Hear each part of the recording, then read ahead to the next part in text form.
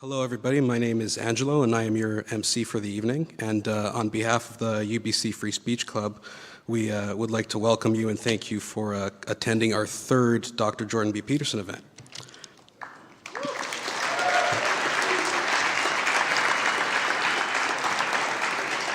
Now, I know you are all very excited to hear the man, so I'm going to keep these opening remarks very short. The UBC Free Speech Club is devoted to the sanctity of liberty in our society and the necessity to keep liberty safe from those who want to destroy it. Within just a year, our club has grown to over 1,000 members and is now in the process of incorporation so that we may continue to bring speakers and host events such as this one. None of that would be possible without Dr. Peterson, who has inspired countless students all over North America to start speaking up on their campus. And in fact, this club sprung up around the same time when Dr. Peterson publicly came out against Bill C-16. That was just over a year ago, and since then, his philosophy of cleaning your room and sorting yourself out has bettered and influenced the lives of countless people. He's an accomplished psychologist, professor, and author. His book, Maps of Meaning, is an analytical window into the myths and cultures of humankind. And now he has written a new book. It's called 12 Rules for Life, An Antidote to Chaos, and is available for pre-order on Amazon with the release date of January 23rd, 2018. And on that note, on behalf of the UBC Free Speech Club, we would like to introduce you all to Dr. Jordan B. Peterson.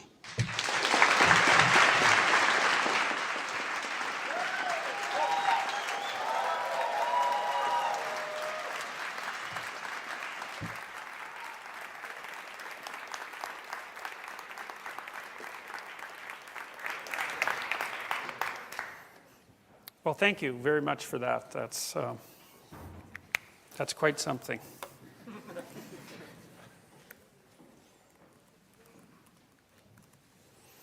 All right. There's a house mic, right? I don't need this one? Okay, well then let's just move it out of the way. Great. So I'm going to talk to you tonight about the ideological nexus of postmodernism and Marxism. And I want to get into it fairly deeply, so we can have a thoughtful talk and then discussion afterwards.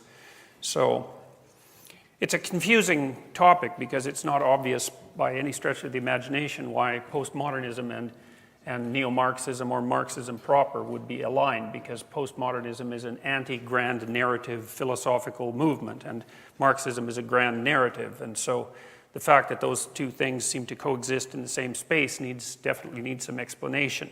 And it's a very tricky thing to get to the bottom of. So we won't get to the bottom of it, but we'll get farther to the bottom of it than I've got before, and hopefully farther than many of you have got before. So let's see what we can figure out here. So I'm going to start with some definitions. I'll return to them as we continue.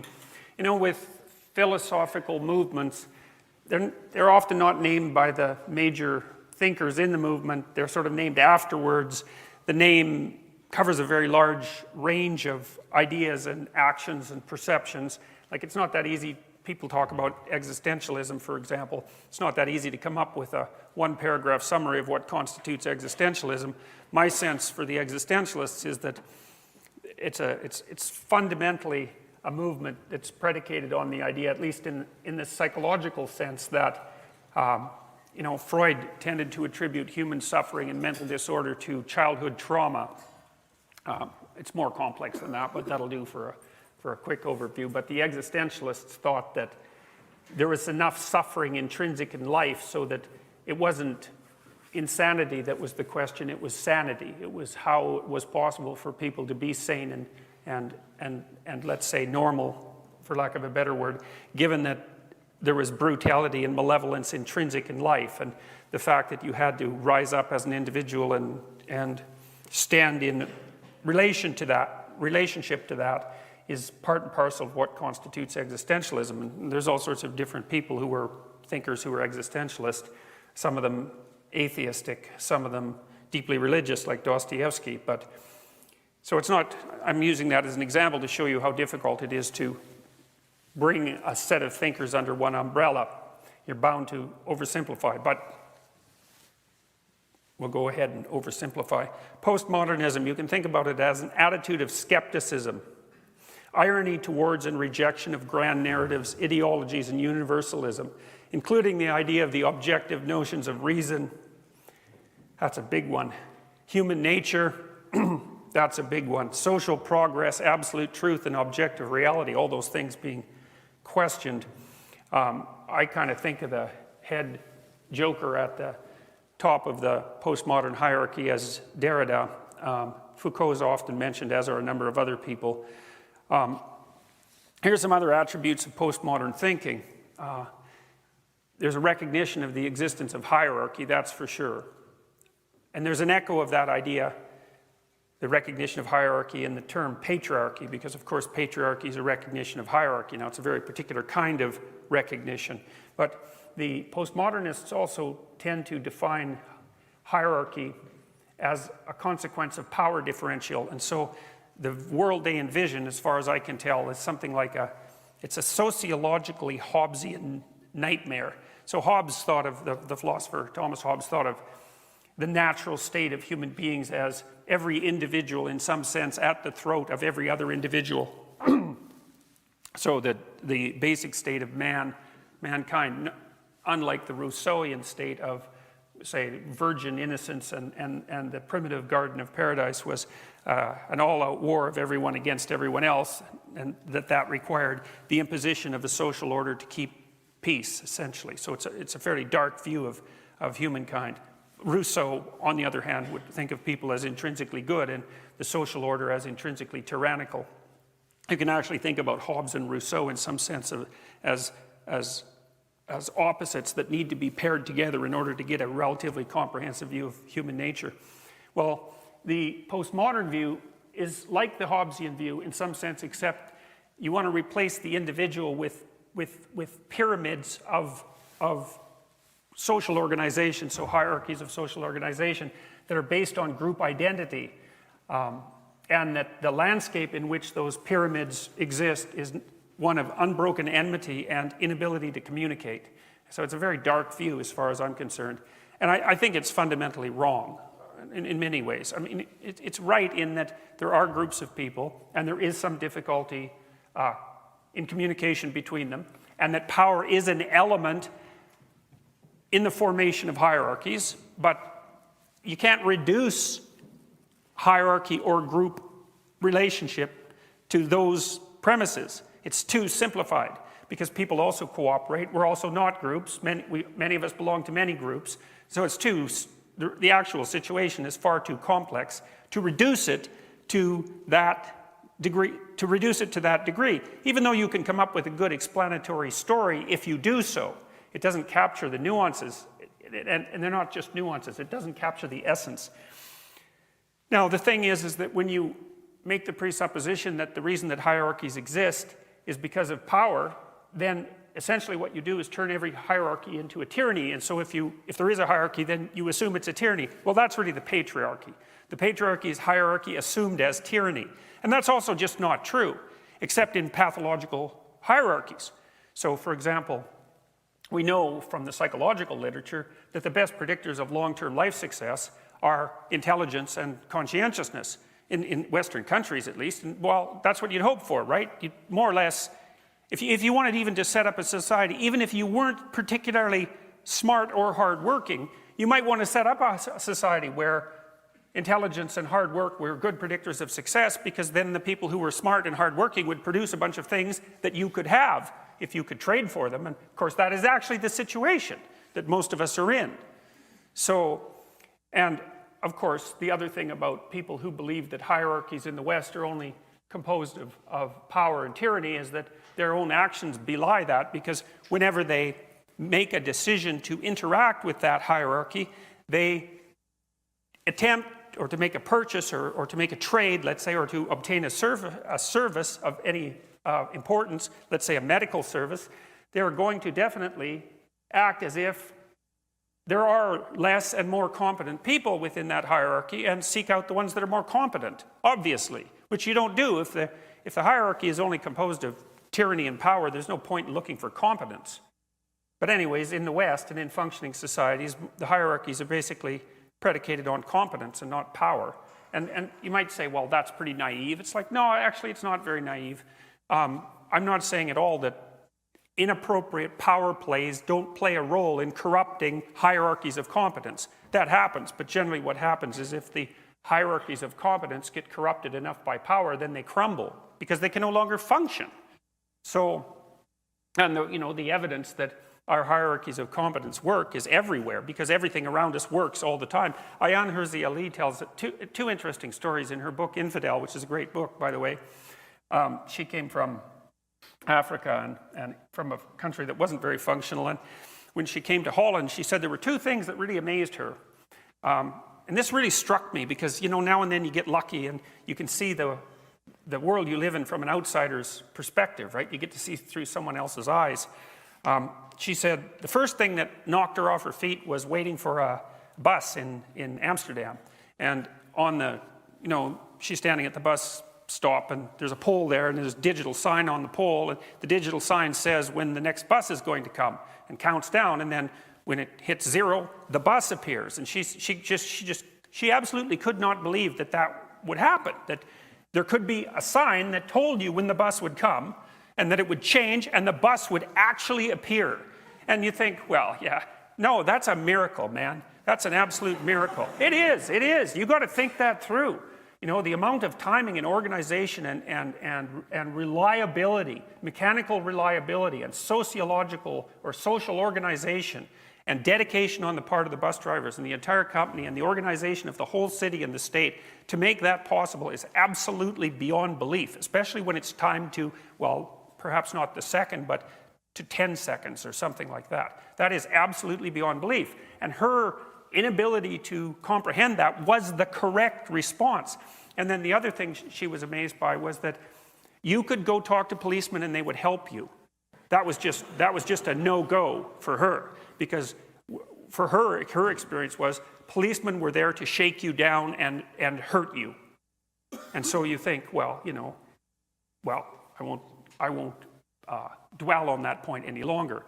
The point is that it's absolutely ridiculous, blind, to make the assumption that the hierarchies in functioning Western democracies are fundamentally predicated on power and tyranny. And then, I can use a biological example too, which would place me outside of the postmodern realm of argument because the postmodernists don't believe in biology, but they act like they do because they all die. So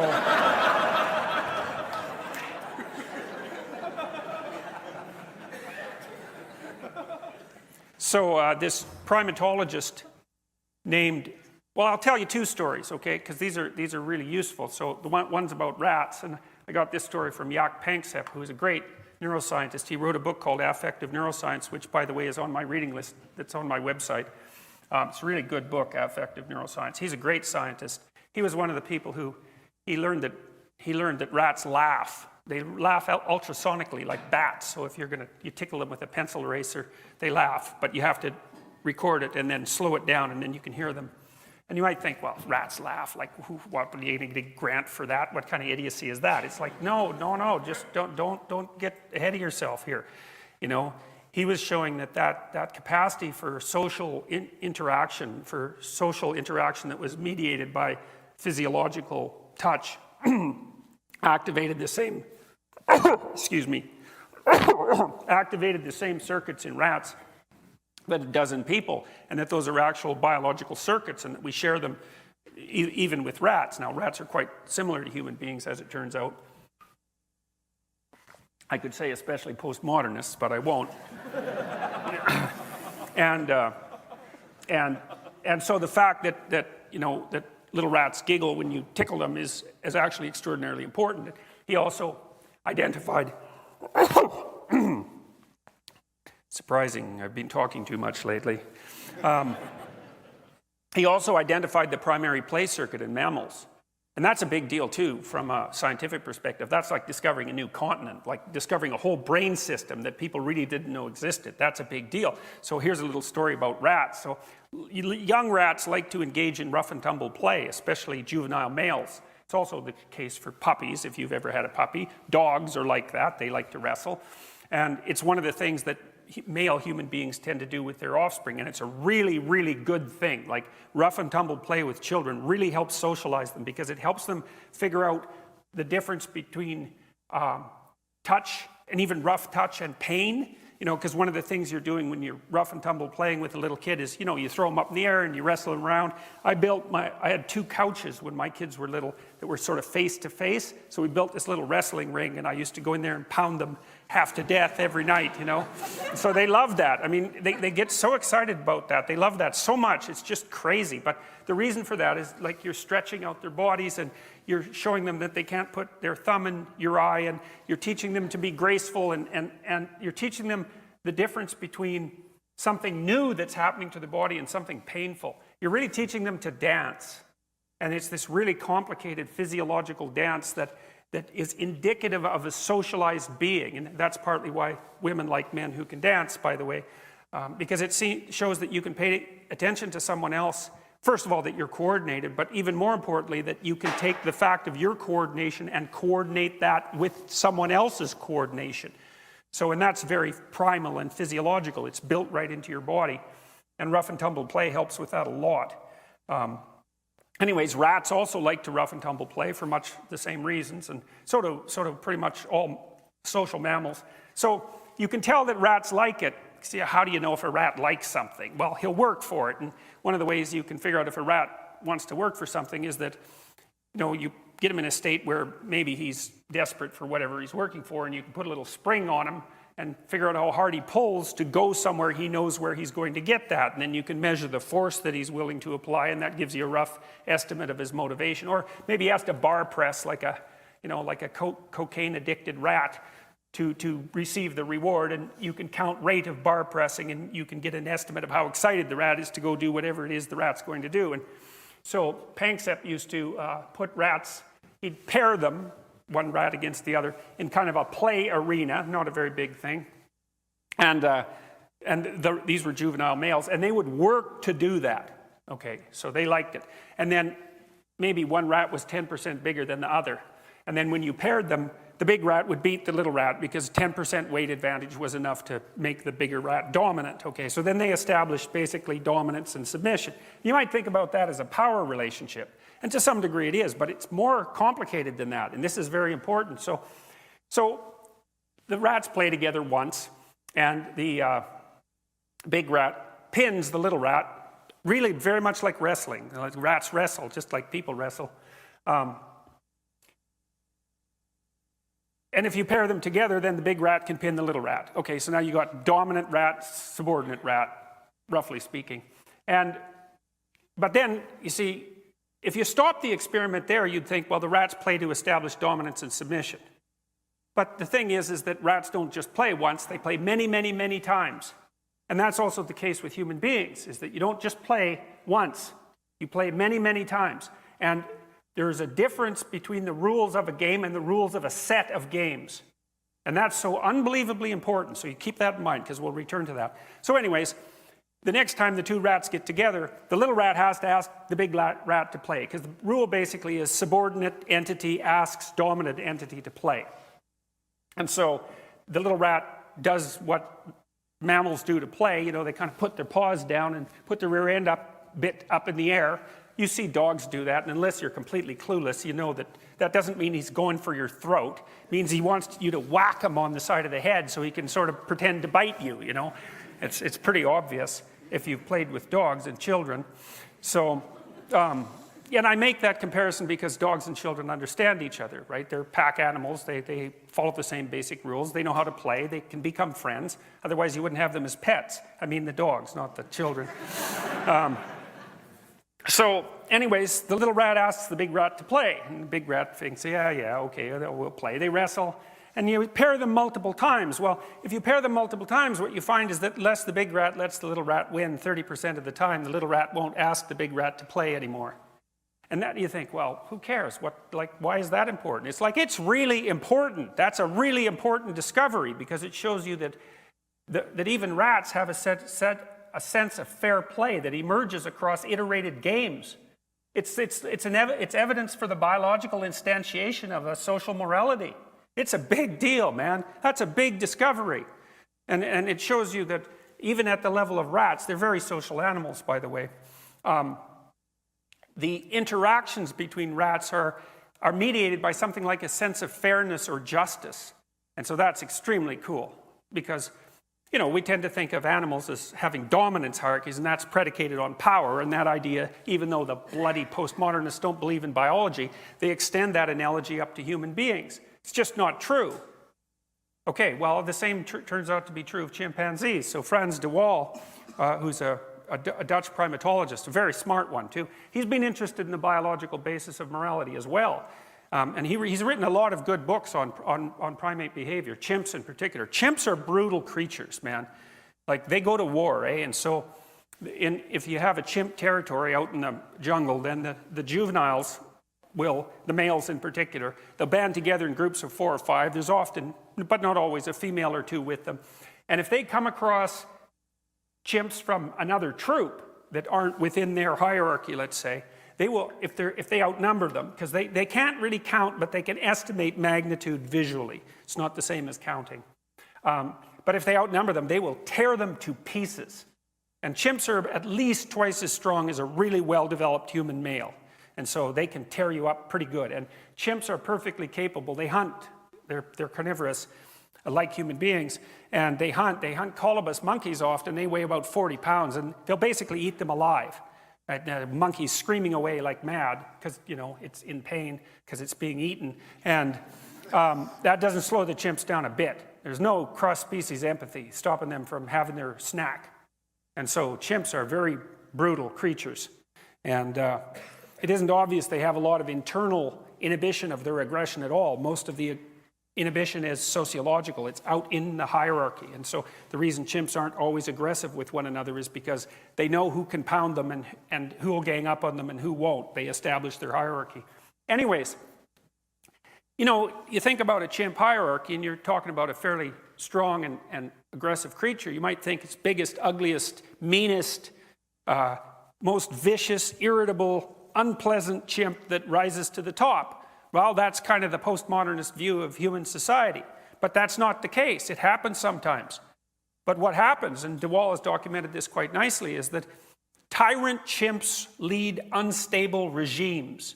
Now, you know, that might sound familiar because the same thing, of course, is true of human beings. Why is that? Well, it's because, you know, people don't like tyrants, and chimps don't like them that much either. And chimps are actually quite reciprocal in their social interactions. So they don't just dominate each other, they groom each other, they have friendships, they contract social relationships over very long periods of time. You know, and they do that. And so they engage in reciprocal interactions, let's say pro-social reciprocal interactions. And you might think, well, what's the weak point of the biggest, ugliest, toughest chimp in the troop? And that is he doesn't have any friends. And so, you know, maybe he has a bad day. He's a little hungover or whatever from eating fermented bananas or whatever he is partying with. And 2 of the slightly less ugly, slightly less mean chimps decide, well, this is a good time to take him out. And they tear him to pieces.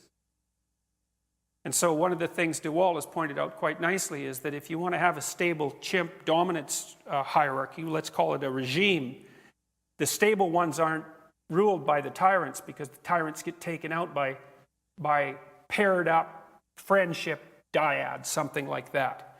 So that's really worth thinking about too, you know, because it indicates that even in creatures that have less complex sociological orders, and they do, because one of the things that predicts how complex your social order is how big your brain is compared to your body. It's encephalization, essentially. And the more encephalized a creature, the larger the social groups it can track. And of course, human beings are very highly encephalized, so we have quite complicated group organizations. But even in simpler group organizations like the chimps, it isn't the tyrant who rules stably. And that turns out to be also incredibly important. Okay, so you know, so much for the idea that power is the only game in town. Then you got to ask the question is, well, this is actually a postmodern question. So, you know, one of the things Derrida said, the main postmodern joker, is that by categorizing you privilege one concept and you force other concepts out to the margins. And so he believed that when you constructed a hierarchy of power, the hierarchy of power privileged certain people and marginalized others. And that's really not that brilliant an observation as far as I'm concerned. It's rather commonplace. All it means is that when you categorize something, that there are things that are in the category and a bunch of things that aren't. And so you actually can't categorize anything, which means you can't perceive anything, which means you can't think or live without making some things in the middle and everything else on the outside. It's part of categorization itself. And so maybe the postmodernists would go far enough to question the utility of categorization itself, and I think to some degree they do that. But the point here is that if you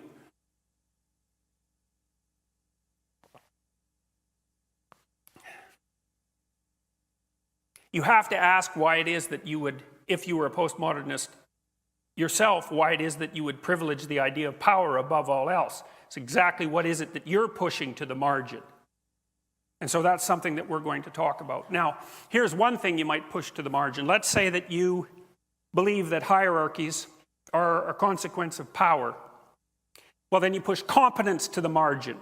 And then applying the postmodernist logic, you might say, well, the reason you're privileging power is so that you could push competence to the margin.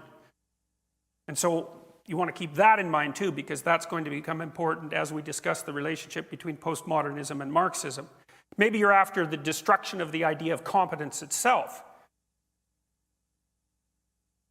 All right, so, okay, postmodernism. We talked about it a little bit. We'll return to it. Now we're going to talk a little bit about Marxism.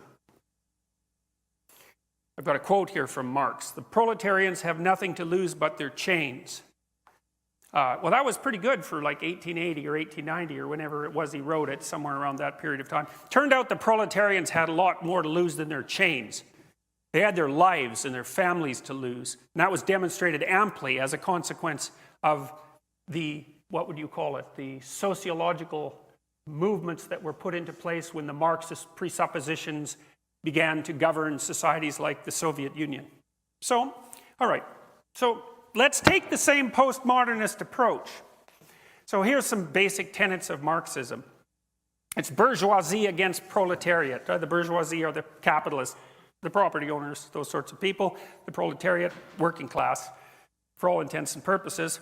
The basic idea is that history itself is nothing but the, what would you call it, the documentation of the struggle of one class against the other. No, like that's wrong, but it's okay because it's too simple, obviously. It's obviously too simple. There's all sorts of motivations that people have. Some of them are economic, some of them are associated with power. But that's okay. We'll leave that. Let's give the devil his due and say, well, yeah, fair enough. There is still a fair bit of tension between the haves and the have-nots, and maybe that was even more intense in previous societies than it is now. And there's no doubt that economics plays a role in virtually everything that human beings do, and a fairly significant role. So let's accept that as a potential theory. It's simple, but maybe it's practically useful. And then there's kind of an offshoot of that theory, which is that, well, if you're a Marxist, that means you have sympathy for the working class, right? Because that's what you're saying all the time. It's like, well, the poor working class, they're all oppressed, the poor proletariat, you know, and then you're also saying, well, we're the good guys because we're standing on the side of the oppressed. And so then you might also ask what you're marginalizing when you claim that you're the good guys, because one of the things that you would be marginalizing is all of the ways in which you're not the good guys, but we can leave that aside for a moment too. So, but there's the claims, is that, you know, there's the working class against the ruling class. Another claim is the ruling class because they exploit the working class, basically stealing their excess labor from them. Another very, very, surfacely attractive claim that lacks any reasonable justification, you know, because it's predicated on the idea of the world as a zero-sum game, and clearly the world is not a zero-sum game. So when someone creates wealth, when someone is wealthy, it can be, at least at times, because they created it, not because they swiped it from someone else. I think, you know, you can think of someone like Bill Gates or Steve Jobs as a good example of that. You know, what they produced had a value that far exceeded what they garnered as a consequence of their production, even though what they garnered was very substantial. So anyways, but we'll get, like I said, we're going to give the devil his due. Okay, it's the bourgeoisie against the proletariat. We'll accept that. It's class warfare as the primary historical mover. No problem. Now, but here's one I'm not willing to give away so easily. We have sympathy for the working class, primarily, and we're good because of that. No, I'm not going to just like give that away so simply. So let's investigate that a little bit. Let's see if we can actually figure out if that's true. We'll say we use a pragmatic approach, because I'm a pragmatist in the William James sense. Or maybe you could think about it even more deeply and anciently. There's a statement in the New Testament, I think it's, by their fruits you shall know them. Fine. So we're going to walk down that road. Before we do that, so now that's another thing you have to keep in mind. Before we do that, I want to make one more detour, okay? So I like making detours and then tangling them all back together. So I want to give you a bit of a history of theories of suffering. And I'm going to compare the Marxist theory of suffering to the Judeo-Christian theory of suffering. And the Judeo-Christian would be, and the reason I'm doing that is because I think the Judeo-Christian theory of suffering is actually one of the foundation stones of our entire culture. And so it actually matters why you think there's suffering. And so the story that describes the entry of suffering into the world, the mythological story, is the story in Genesis, the story of Adam and Eve. And basically what happens in the story of Adam and Eve is Adam and Eve are unconscious to begin with, and they're sort of in this paradisal state. There's no death, or at least there's no knowledge of death. There's also no knowledge of self. And then Eve eats the apple that the serpent gives her, and the scales fall from her eyes, and she gives the apple to Adam, and he eats it as well, so she makes him self-conscious. They both wake up. The first thing that happens is they realize that they're naked, and they cover themselves up. And the second thing that happens as a consequence of that realization is that they come to know the difference between good and evil.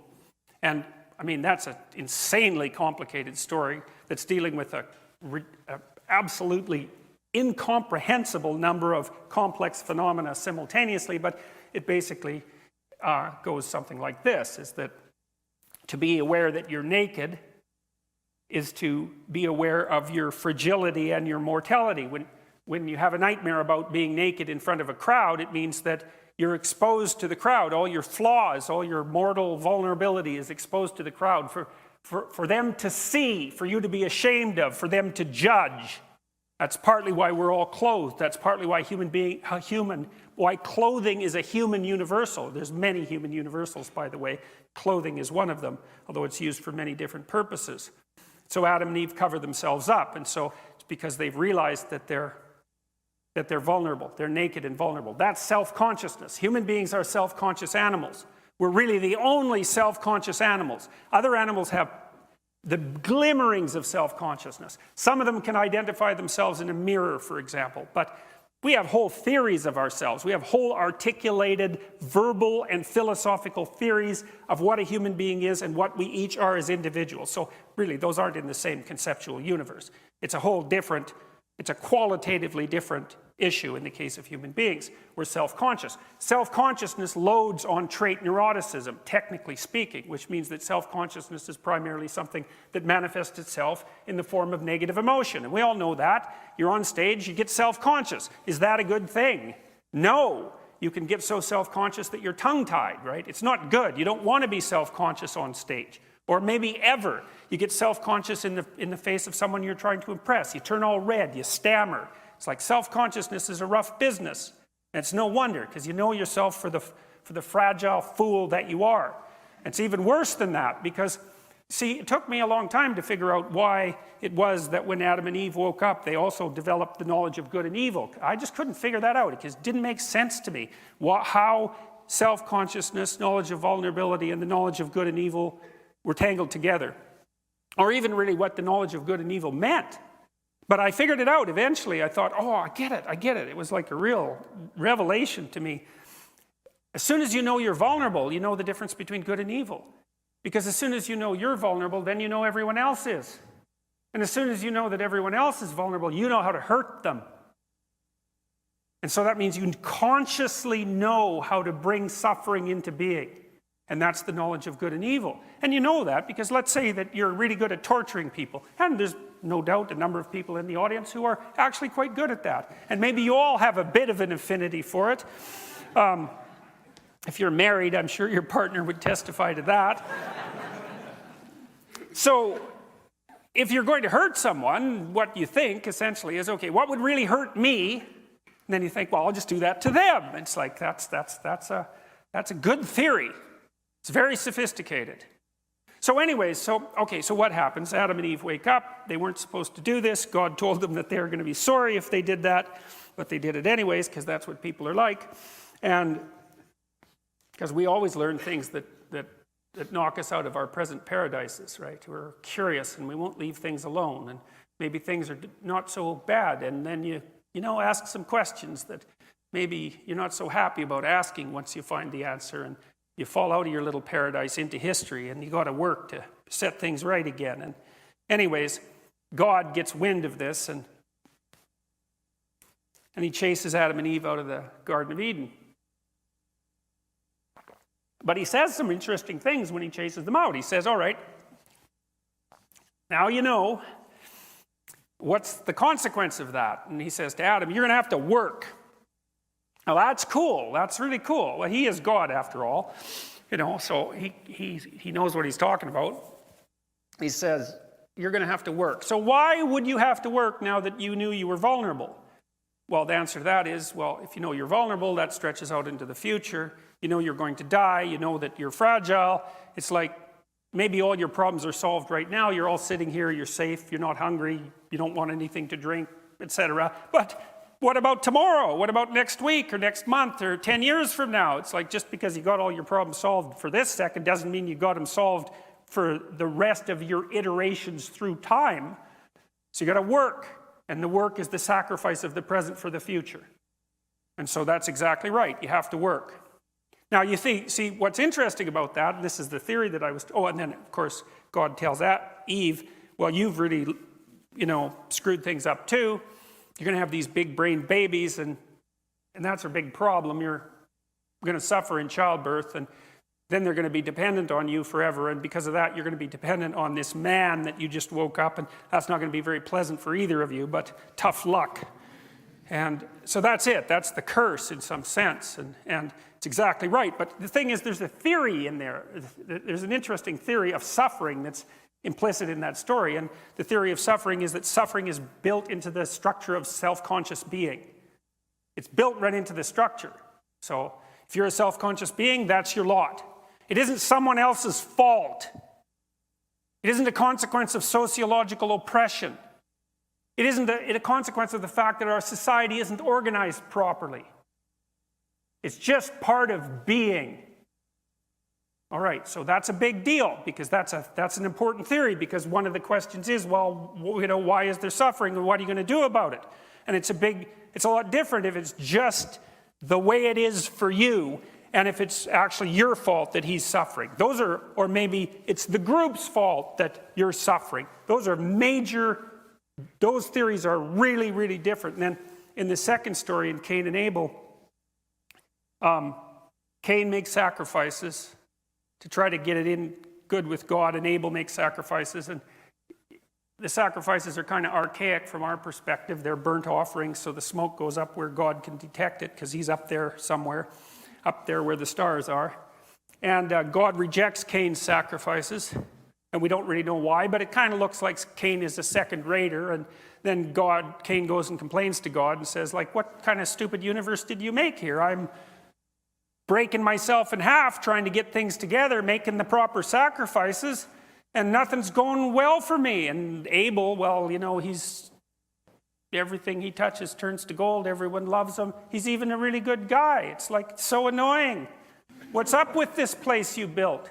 And God tells Cain, don't be coming and telling me that the entire fabric of reality is wrong because it isn't working out for you. It says sin crouches at your door like a sexually aroused predatory cat. That's basically the metaphor that God uses. And he says, and you let it in and let it have its way with you. And that's really an interesting way of putting it, because what God says to Cain is that, you know, you're all bitter and resentful, and really it's no wonder, because, you know, things aren't going well for you. And then you've got Abel, who's overshining you in every way, and but yeah, it's your fault. This terrible thing waited at the door, and you let it in, and then you entered into a creative union with it, and you produced something as a consequence. And that's this tormented spirit that you have now, and it's polluting your relationship with reality. And that's why things aren't working so out very well for you. So go put yourself together before you come and tell me just exactly what's wrong with the structure of reality. And Cain isn't very happy about that, because really, is that really what you want to hear? It's right, like, you have more misery than is necessary because you really didn't put your act together, and you know it. And you've done it creatively. And so Cain goes and kills Abel. That's the story of how resentment enters the world. And it's the first story in the Judeo-Christian canon, let's say, about actual human beings. Because Adam and Eve were made by God, so they don't really count. Cain and Abel were born. And so that's something, so there's a reaction to suffering, right? The necessity of sacrifice. And the consequence of the necessity of sacrifice is that some sacrifices work and others don't. And then if your sacrifices aren't met with the goodwill of God, let's say, well, then that makes you angry. Well, of course it does. And you can take God out of the story if you want, if you're not happy with that kind of mythological or narrative statement, but it doesn't really matter, because the whole point is that if you make sacrifices, especially if they're second rate, things aren't going to go very well for you, and you're going to get bitter and resentful and murderous and maybe genocidal. And it's really interesting, you know, because Cain has descendants, and if you transgress against them, they don't just kill you, they kill 7 of you, and then his later descendants kill 49 of you. There's this exponential growth of murderousness as a consequence of Cain's primal fratricide. And then the next story is the flood. And that's not an accident. There's nothing in those stories is an accident.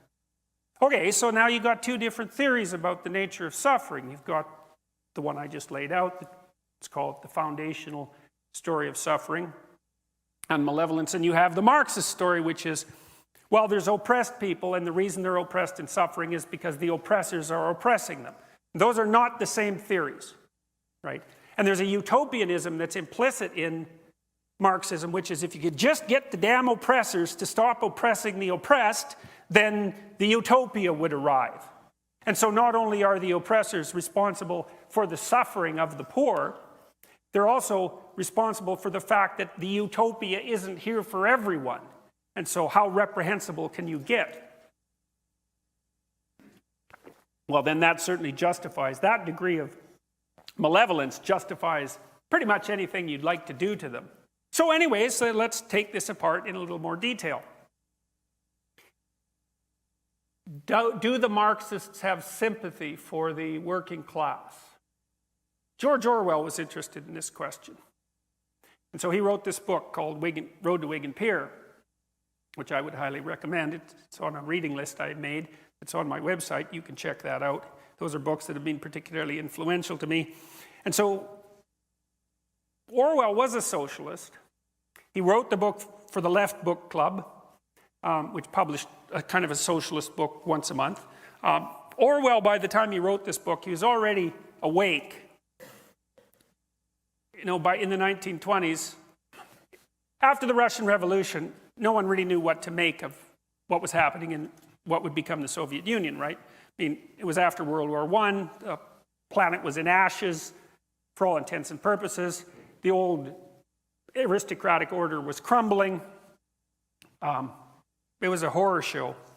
And these revolutionaries came out with these new ideas and tried to in principle, give the working class a break, and everybody watched to see what would happen. And the honest people and the intellectuals watched, and I separate them for a reason.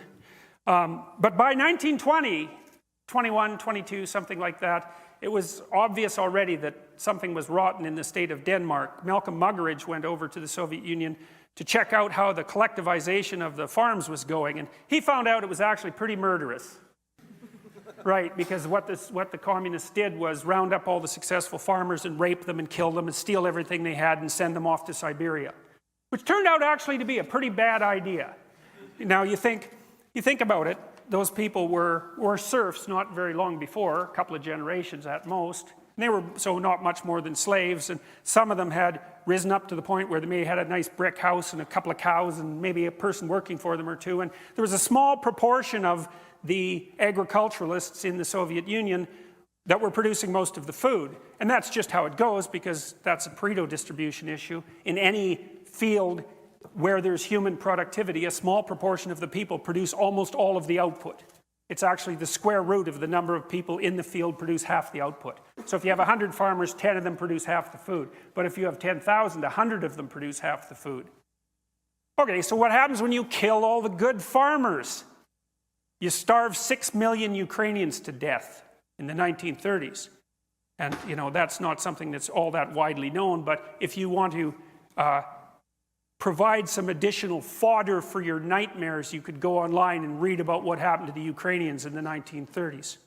So that under the collectivization principles. So let's say you were a mother and you were starving to death, and so were your children, and you know the communists had come in and forcibly collectivized you, and then they took all the grain that your collective farm had produced and they shipped it all to the cities, eh? And so that's all done, and you think, okay, you know, the city's got to eat, and so then you go out in the field to pick up the grains that the harvesters missed so that you can, you know, the ones that they've been lying there, they're not so good, there's not that many of them. You go out and glean, you pick up the seeds that weren't picked up. So you can feed your kids so they don't die. And so what's the punishment for that? Death. Because you were obliged under the collectivization orders to turn in any additional grains that you happened to pick off the ground to the authorities so that they could be, well, who knows? But at least so they could be shipped to the cities, I suppose, which is, of course, absurd, because, of course, that would never happen. But it was mostly so that you could just actually die. So, okay. Anyways, back to the road to Wigan Pier. Now, I'm going to read you a little bit about from the book. So, Orwell went out to this mining town in the northern UK, and coal miners. Orwell had sympathy for the working class. He really worked on that his whole life, because he was a middle class, upper middle class, snobby type Englishman, and he knew it. And he tried really hard to overcome that. He served in the Spanish Civil War. He wandered around as a tramp. He worked in low-end restaurant. He worked as a low-end worker in restaurants in Paris and in London. He has a very good book, I think it's called Down and Out in Paris and London, that describes that. Like, he was a seriously committed dude and really a smart guy. And so he's going up to these terrible towns in the northern UK where the coal miners worked and had their families. And, you know, they had hard lives. They had hard lives, and that's just saying nothing. You know, the coal miners that he met, they didn't have any teeth by the time they were 30. He said, the women he talked to said, teeth are just a misery. It's better to get rid of them as soon as you can. And they went and the men went and mined coal, and that was rough. You know, they all had black lung by the time they were 40, and they were done fundamentally. But here's just a bit of a story about how hard their lives were. So they had to go in the mines during the day, so they never saw the day, so that's one thing. They had to go to the mines, and then they had to, like, knock coal off the walls. That's hard, with hammers and picks and all of that, and they had to move it. But that was their job, but there was the commute. So here was the commute. So imagine that the typical tunnel was about that high, something like that, and the typical coal miner was about that high. Well, that's a problem, eh, because you got to walk through those tunnels to get to work. So you have to walk like this. Then the question might be, well, how far do you have to walk to work? And the answer is 3.5 miles. And that's how far you have to walk back from work after you've put your 8-hour shift in at the coal mine. And you don't get paid for the commute. And so Orwell said that was more or less like climbing a small mountain in the morning before you went to work, and then climbing another one at night before you went home. And so that was just, I mean, believe me, I'm telling you very little about how tough their lives were. But that gives you a little flavor. Actually, one day like that for a modern person, you're dead, eh? Or you wish you were dead anyways. And so Orwell talks about going up there to stay and terrible places he lived in while he was up there and the terrible food he ate and the miserable, wretched scenes that he saw. And here's one of the miserable, wretched scenes. He's on a train through the neighborhoods. He says, "The train bore me away through the monstrous scenery of slag heaps, chimneys, piled scrap iron, foul canals, paths of cindery mud, crisscrossed by the prints of clogs." This was March, but the weather had been horribly cold, and everywhere there were mounds of blackened snow. As we moved slowly through the outskirts of the town, we passed row after row of little gray slum houses running at right angles to the embankment. At the back of one of the houses, a young woman was kneeling on the stones, poking a stick up the leaden waste pipe which ran from the sink inside and which I suppose was blocked. I had time to see everything about her, her sack apron, her clumsy clogs, her arms reddened by the cold. She looked up as the train passed, and I was almost near enough to catch her eye.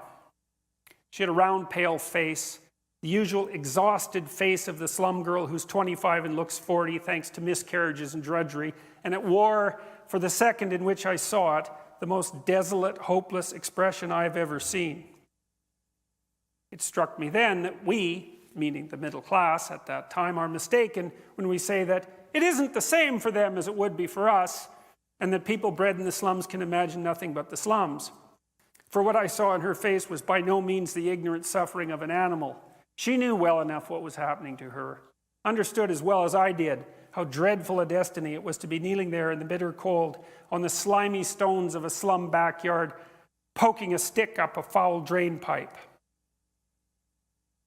All right, so Orwell writes the first part of the book, and it details the lives of these people. And then he makes an argument. He says, like, how can you read about this? How can you know about this without having some sympathy for redistribution schemes and socialist ideas? And so he's actually asking himself this question. It's not just a rhetorical question. He's a serious guy, right? He goes up there and he tells you a story that you have to have a heart of stone if you read that and you don't think, man, something should be done about this. It's really awful. So he's set up this situation where your sympathies are completely with the people that he's describing. But socialism wasn't all that popular in Britain at that time, and socialists weren't all that popular with Orwell. He didn't really like them that much. And he was trying to figure out why that was. So this is what he wrote in the second part of the book. Now, this got him in a lot of trouble. They didn't want to publish his damn book after he wrote the second part. But he fought with them and he got it published, and it's a classic, and people still read it, and you should read it because it's a great book, and Orwell's a great writer. And Orwell was another one of those people, intellectuals, who woke up pretty early. You know, Orwell wrote Animal Farm in 1984. He wrote 1984 and 1948. Wrote Animal Farm approximately around the same time. He knew what was happening under Stalin, and he wasn't afraid to say it. But it was a message that in some sense fell on deaf ears, especially among the intelligentsia. And there's complicated reasons for that. But it wasn't like the facts weren't there for people to see them if they wanted to. And as I already said, Malcolm Muggeridge had made it pretty clear in the 1920s, and that was widely publicized, by the way, throughout the UK, what was happening during de-kulakization, the kulaks being the farmers that I talked about earlier who had committed the unspeakable sin of crawling out of their serf status over a couple of generations to the point where they weren't mere property and half-starved. So this is what Orwell had to say about socialists. It might be said, however, that even if the theoretical-oriented, book-trained socialist is not a working man himself, at least he is actuated by a love of the working class. He's endeavoring to shed his bourgeois status and fight on the side of the proletariat. Obviously, that must be his motive. But is it? Sometimes I look at a socialist, the intellectual, tract-writing type of socialist, with his pullover, his fuzzy hair, and his Marxist quotation, and wonder what the devil his motive really is. It's really difficult to believe that it's a love of anybody, especially of the working class, from whom he is, of all people, the furthest removed. The truth is that to many people calling them socialists, revolution does not mean a movement of the masses with which they hope to associate themselves. It means instead a set of reforms which we, the clever ones, are going to impose upon them, the lower orders. On the other hand, it would be a mistake to regard the book-trained socialist as a bloodless creature entirely incapable of emotion.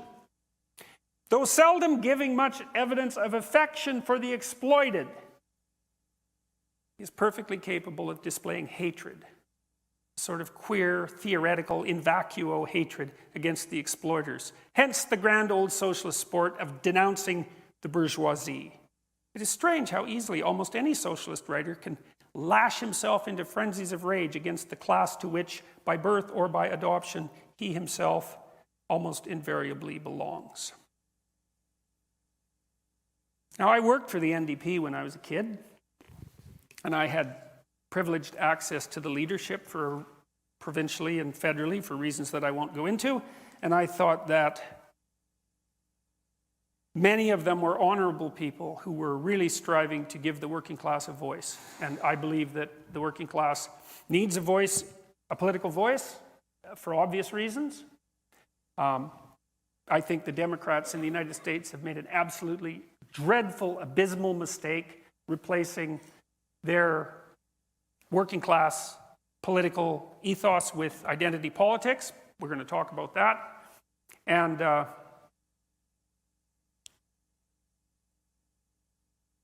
I don't think the situation has changed that much. I think one of the things that's happened in the United States is that world stability and peace, in some ways, has been purchased at the expense of North American working class well-being. You know, because the Chinese have got rich compared to 30 years ago, 40 years ago, 50 years ago. The Indians have got rich, again, same comparison basis. There's more middle-class people in India now than there are in the United States. The trade arrangements that have been in North America allowed for the rise of middle classes globally. At the same time, they opened up the working class in North America to competition from those low-wage sources. And maybe that's a good deal. It's hard to say, right? Because it's not such a bad thing that the Chinese aren't starving, and it's not such a bad thing that the Indians aren't starving, and that those societies are transforming themselves actually into communities that are quite wealthy. It's like, hooray for that. It's an absolutely miraculous transformation. It's the most rapid growth of human wealth in the history of humanity. So we should be pretty happy about that. But we should also remember, at least to some degree, who's paid the price for it. And so, as far as I'm concerned, the working class needs a voice.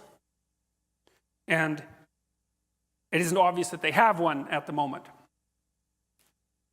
Having said that, however, it isn't obvious to me at all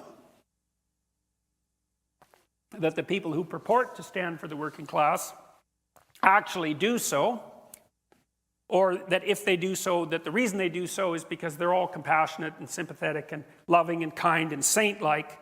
I'm more convinced by Orwell's argument. So back to the NDP.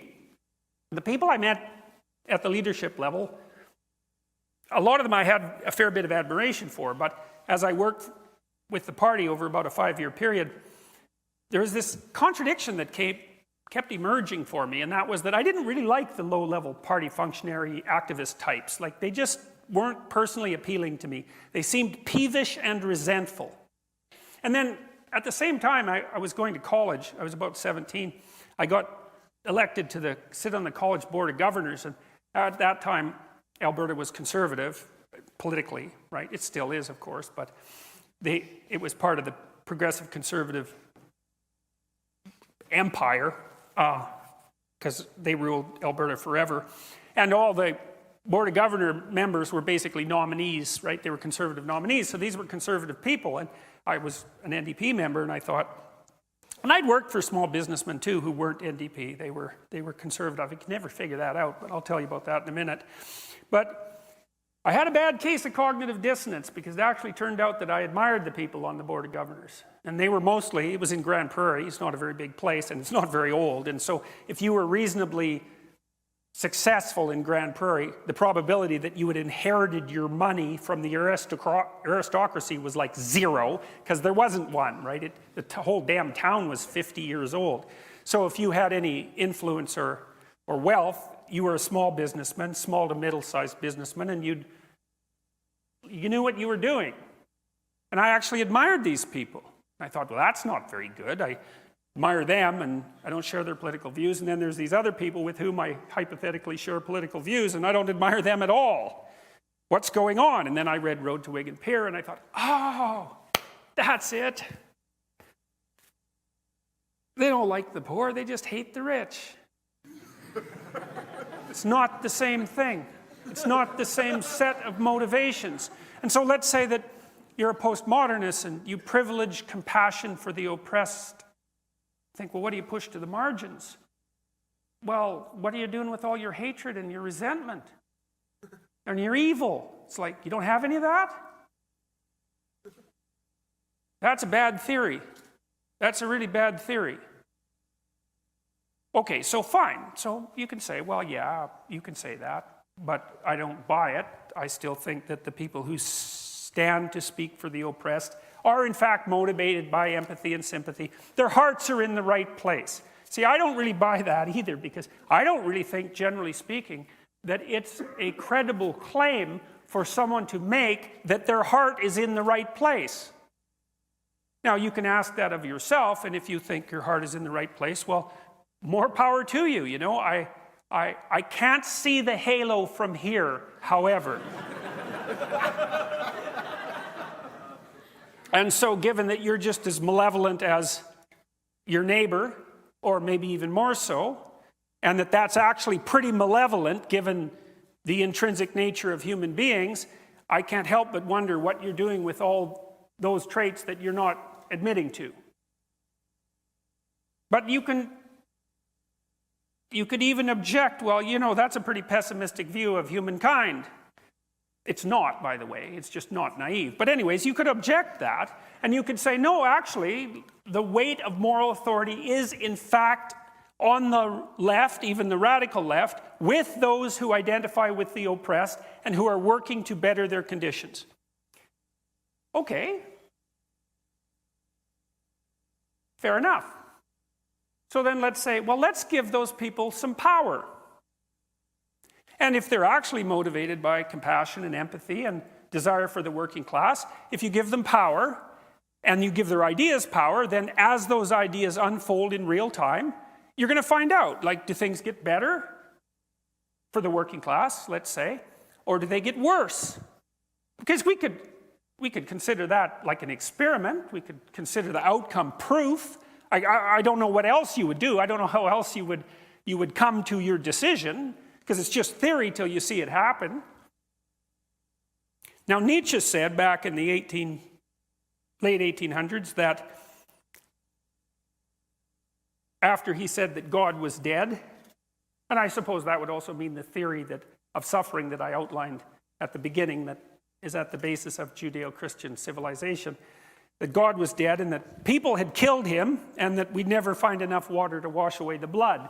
It's a paraphrase, but I've got the basic message right. And he also said there'll be two consequences of that: nihilism, because there's no transcendent meaning, and a move to totalitarianism because people can't tolerate nihilism. And he said the most likely pathway to totalitarianism would be communism, essentially. He didn't quite use those words, but he meant that. The words are close enough.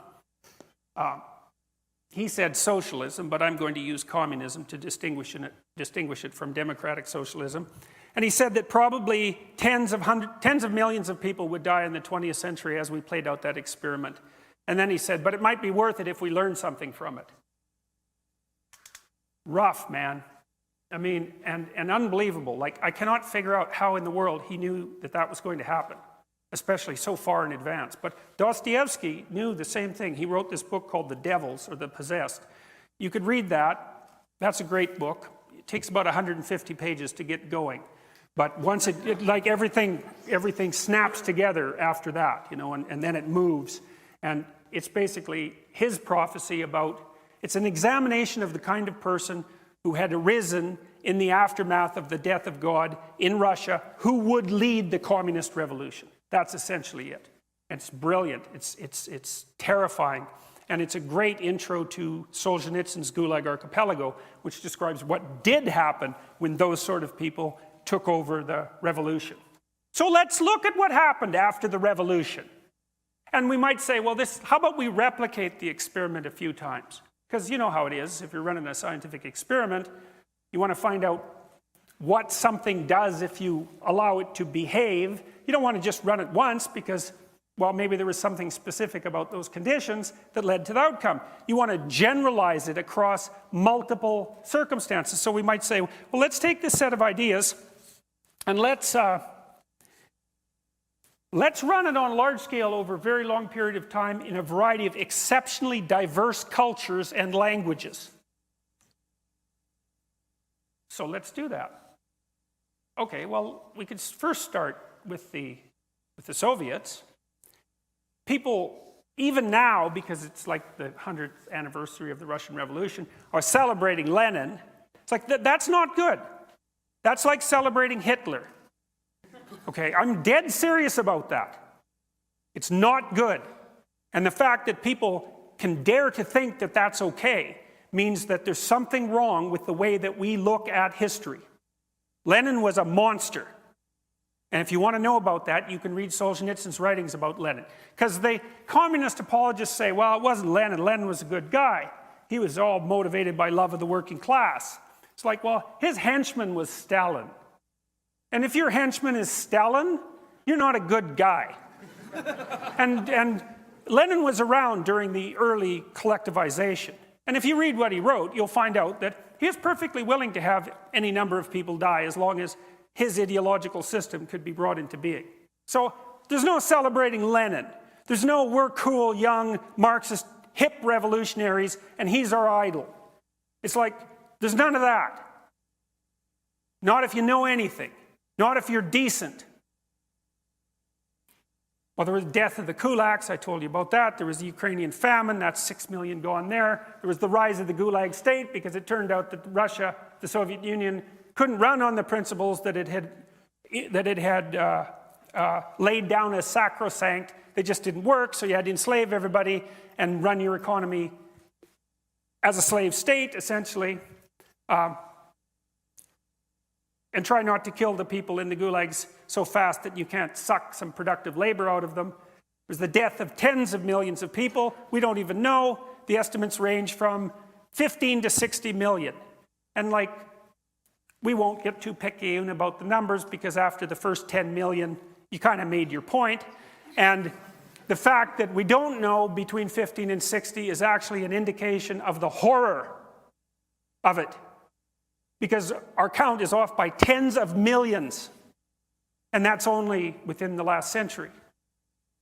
And then there was the 1956 crackdown on Hungary and the 1968 invasion of Czechoslovakia. Then there was the whole thermonuclear Holocaust thing that was going on at the same time, and the fact that in 1962 and in 1984 we were seconds away from complete annihilation, right? During the Cuban Missile Crisis, the keys were in the intercontinental ballistic missile release systems, and Castro, as he admitted to Jimmy Carter, in case any of you are Castro fans, which you shouldn't be, that he was perfectly willing to have Cuba annihilated if it would have meant the defeat of the United States. And then in 1984, approximately, I may have the date exactly wrong, the Russians received an indication from their early warning systems that the Americans had launched 5 thermonuclear missiles, and one Russian decided that it was a mistake and refused to launch the retaliation. And he just died about 2 weeks ago. So, that was pretty close. And so that was experiment number 1, let's say. That wasn't good, that experiment. Let's put it that way. It wasn't good. It was exactly the antithesis of good. It was precisely the antithesis of good. But that wasn't all. I mean, there's the People's Republic of China. That's a different country, like seriously a different country, right? Different tradition, different language. How many people died in China under Mao? No one knows. Same issue with the Soviet Union, although Mao was a bigger monster than Stalin, and that's impressive, you know, because there's Hitler, there's Stalin, and there's Mao. And of the three, Mao was probably the worst. He's still revered in China.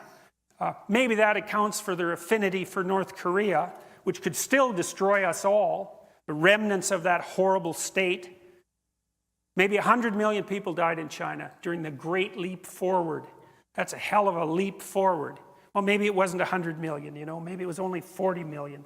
But as I said before, when you're counting in the tens of millions, your point's already made. And then there was Cambodia and the killing fields, and Bulgaria and East Germany and Romania and the Democratic People's Republic of Korea, that's North Korea, and Vietnam and Ethiopia, Hungary, etc., etc., etc. It was never a successful communist state.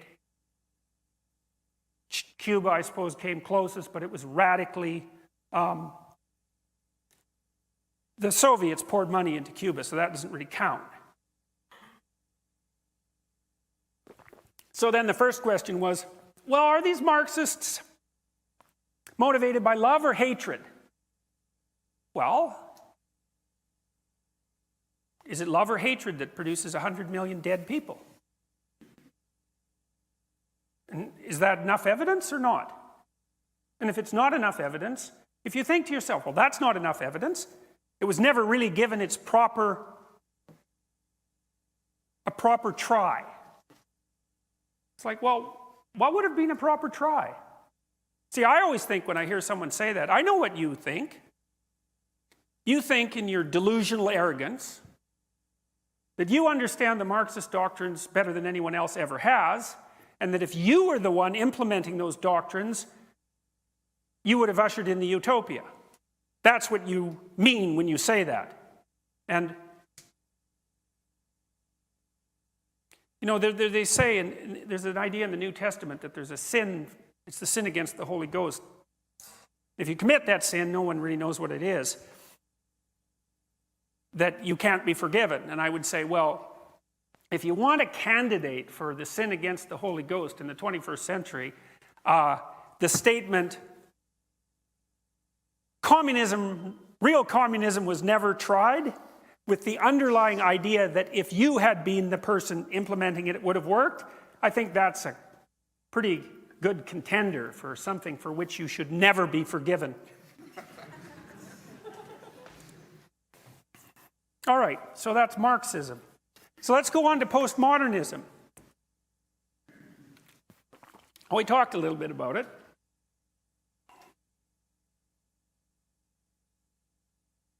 Now, hypothetically, it's an attitude of skepticism, irony towards rejection of grand narratives, ideologies, and universalism, criticizes objective notions of reason, human nature, social progress, absolute truth, and objective reality.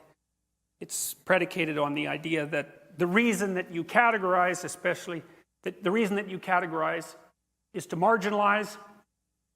You categorize to marginalize to obtain power. Power is pretty much all there is. There's other elements of postmodernism. One of them is that human nature is merely a social construct. See, the reason for that, as far as I'm concerned, and this is a postmodern critique as well, I'm going to move the center to the margin and the margin to the centers. Why would you think that human nature is only a social construct? Well, here's why. It's because that means you could construct it any way you want to. That was a very common idea among the communists. You know, that's why Mao wanted to wipe out Chinese history. That's why the Red Guard went around in China and tried to destroy everything, every element of China's history prior to approximately 1960. Right, that great culture, thousands and thousands of years old. As well, so you could bring in the new man. Well, what was the new man? Well, it was whatever slave Mao happened to fantasize about. Or it was the utopian person. You take your pick, but like I said, if you take a look at the corpses, you can pretty much figure out which of those two it was. So what's up with these people? These deconstructionists, these postmodernists. What are they up to exactly? Well, here's the first thing. They came about pretty much when Marxism was no longer credible, no longer tenable as a set of intellectual propositions. Now, if you were a French intellectual, you had to have a lot of corpses piled at your feet before you were willing to think that you were wrong.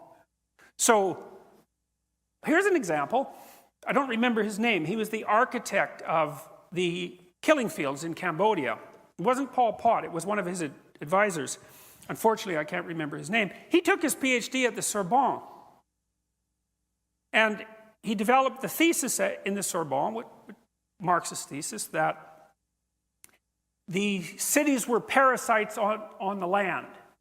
You know, it's an extension of the whole bourgeoisie proletariat thing. The cities were full of bourgeois types, educated parasites, essentially, who were doing nothing but stealing what was rightly the farmers. So when he came back to Cambodia, he put that into action and emptied out the cities and put all the intellectuals and the city dwellers either to death or to work, which generally resulted in death, and killed about 1/6 to 1/4 of the population. But he got his PhD from the Sorbonne. And that's a good story because that's exactly how complicit the Western leftist intellectuals were in facilitating the horrors of the 20th century. And it's not like we've learned anything since then. Quite the contrary. We've just gone underground. And that's what I see when I see postmodernism. So what happened was, despite the affinity of Western intellectuals for Marxism, maybe because they weren't paid as much as bankers, let's say, if we're being cynical about it. Because I've often thought that if you paid sociologists as much as investment bankers, they'd be capitalists very rapidly. Well, which is also to say that you may underpay intellectuals at your peril. And you know, that's actually dangerous because one of the things that's happening is that as the universities have become corporatized and corrupted in a variety of ways, more and more of the professors are adjuncts, right? I think it's up to 30, 40, 50%, something like that now. They've got no tenure, they've got no job security, and they're paid like $24,000 a year. It's not a good idea to radicalize the people that are teaching your children. But anyways,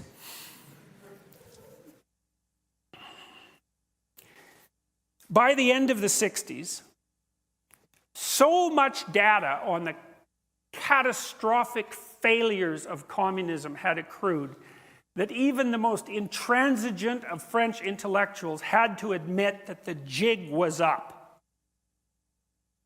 But that's a problem because that's the whole ideology, right? That's the whole raison d'etre, he says in his terrible Alberta French.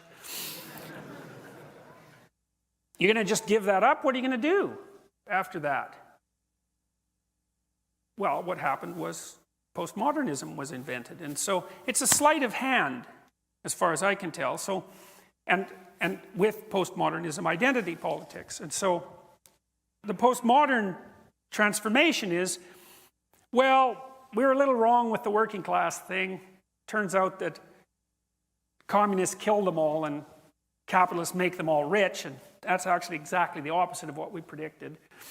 But maybe there's still a way this could be salvaged. How about if we don't say working class capitalist, we say oppressor oppressed. We'll just transform the terminology a bit, and we'll start thinking about all the other ways that people are oppressed, and all the other ways that people are oppressors, and then we can play the same damn game under a new guise. And now look, the postmodernists were Marxists, so let's make no mistake about that. Derrida himself said that postmodernism was a transformation of Marxism. I'm not making this up. The question is why? Well, because you could say, well, postmodernism is a valid philosophical school, and we'll get into that for a minute, and they make some valid claims. One of them, for example, this is a central postmodernist claim, is that there's an infinite number of ways of interpreting the world, and that actually turns out to be technically correct. Part of the reason that we've had a very difficult time building robots, AI robots, that can operate in the real world is because perceiving the real world turns out to be so difficult that we really can't figure out how human beings do it. Because it is susceptible to an infinite number of interpretations. So that's actually correct. Now, I'm not going to give the postmodernists a tremendous amount of credit for discovering that, because it was discovered simultaneously in about 5 disciplines at pretty much the same time. But you give the devil his due. So what's the logic? It's something like, well, there's an infinite number of interpretations of the world. You can't tell which of those are canonically correct. The basic narrative of human struggle is oppressor versus oppressed. We use category structures to constrain that infinite number of interpretations. Because the basic narrative is oppressor versus oppressed, we choose those narratives that serve our function as oppressors.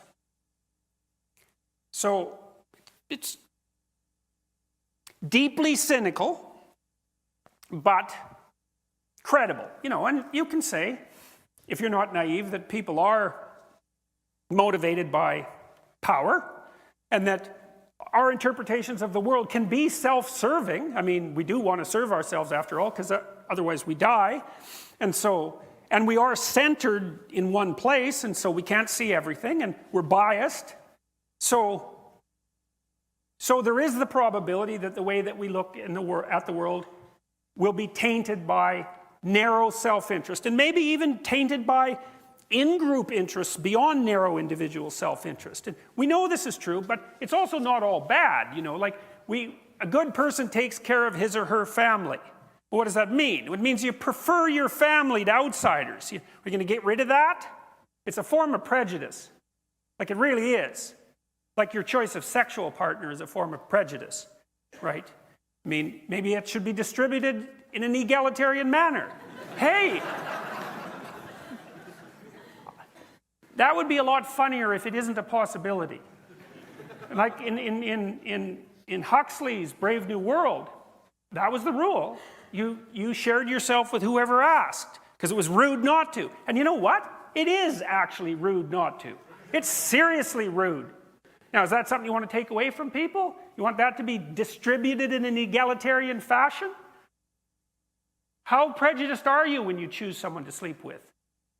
You choose that person and not everyone else. It's the ultimate in prejudice. You say, well, that's not prejudicial. Oh, yes, it is. You usually go for the most attractive partner you can find.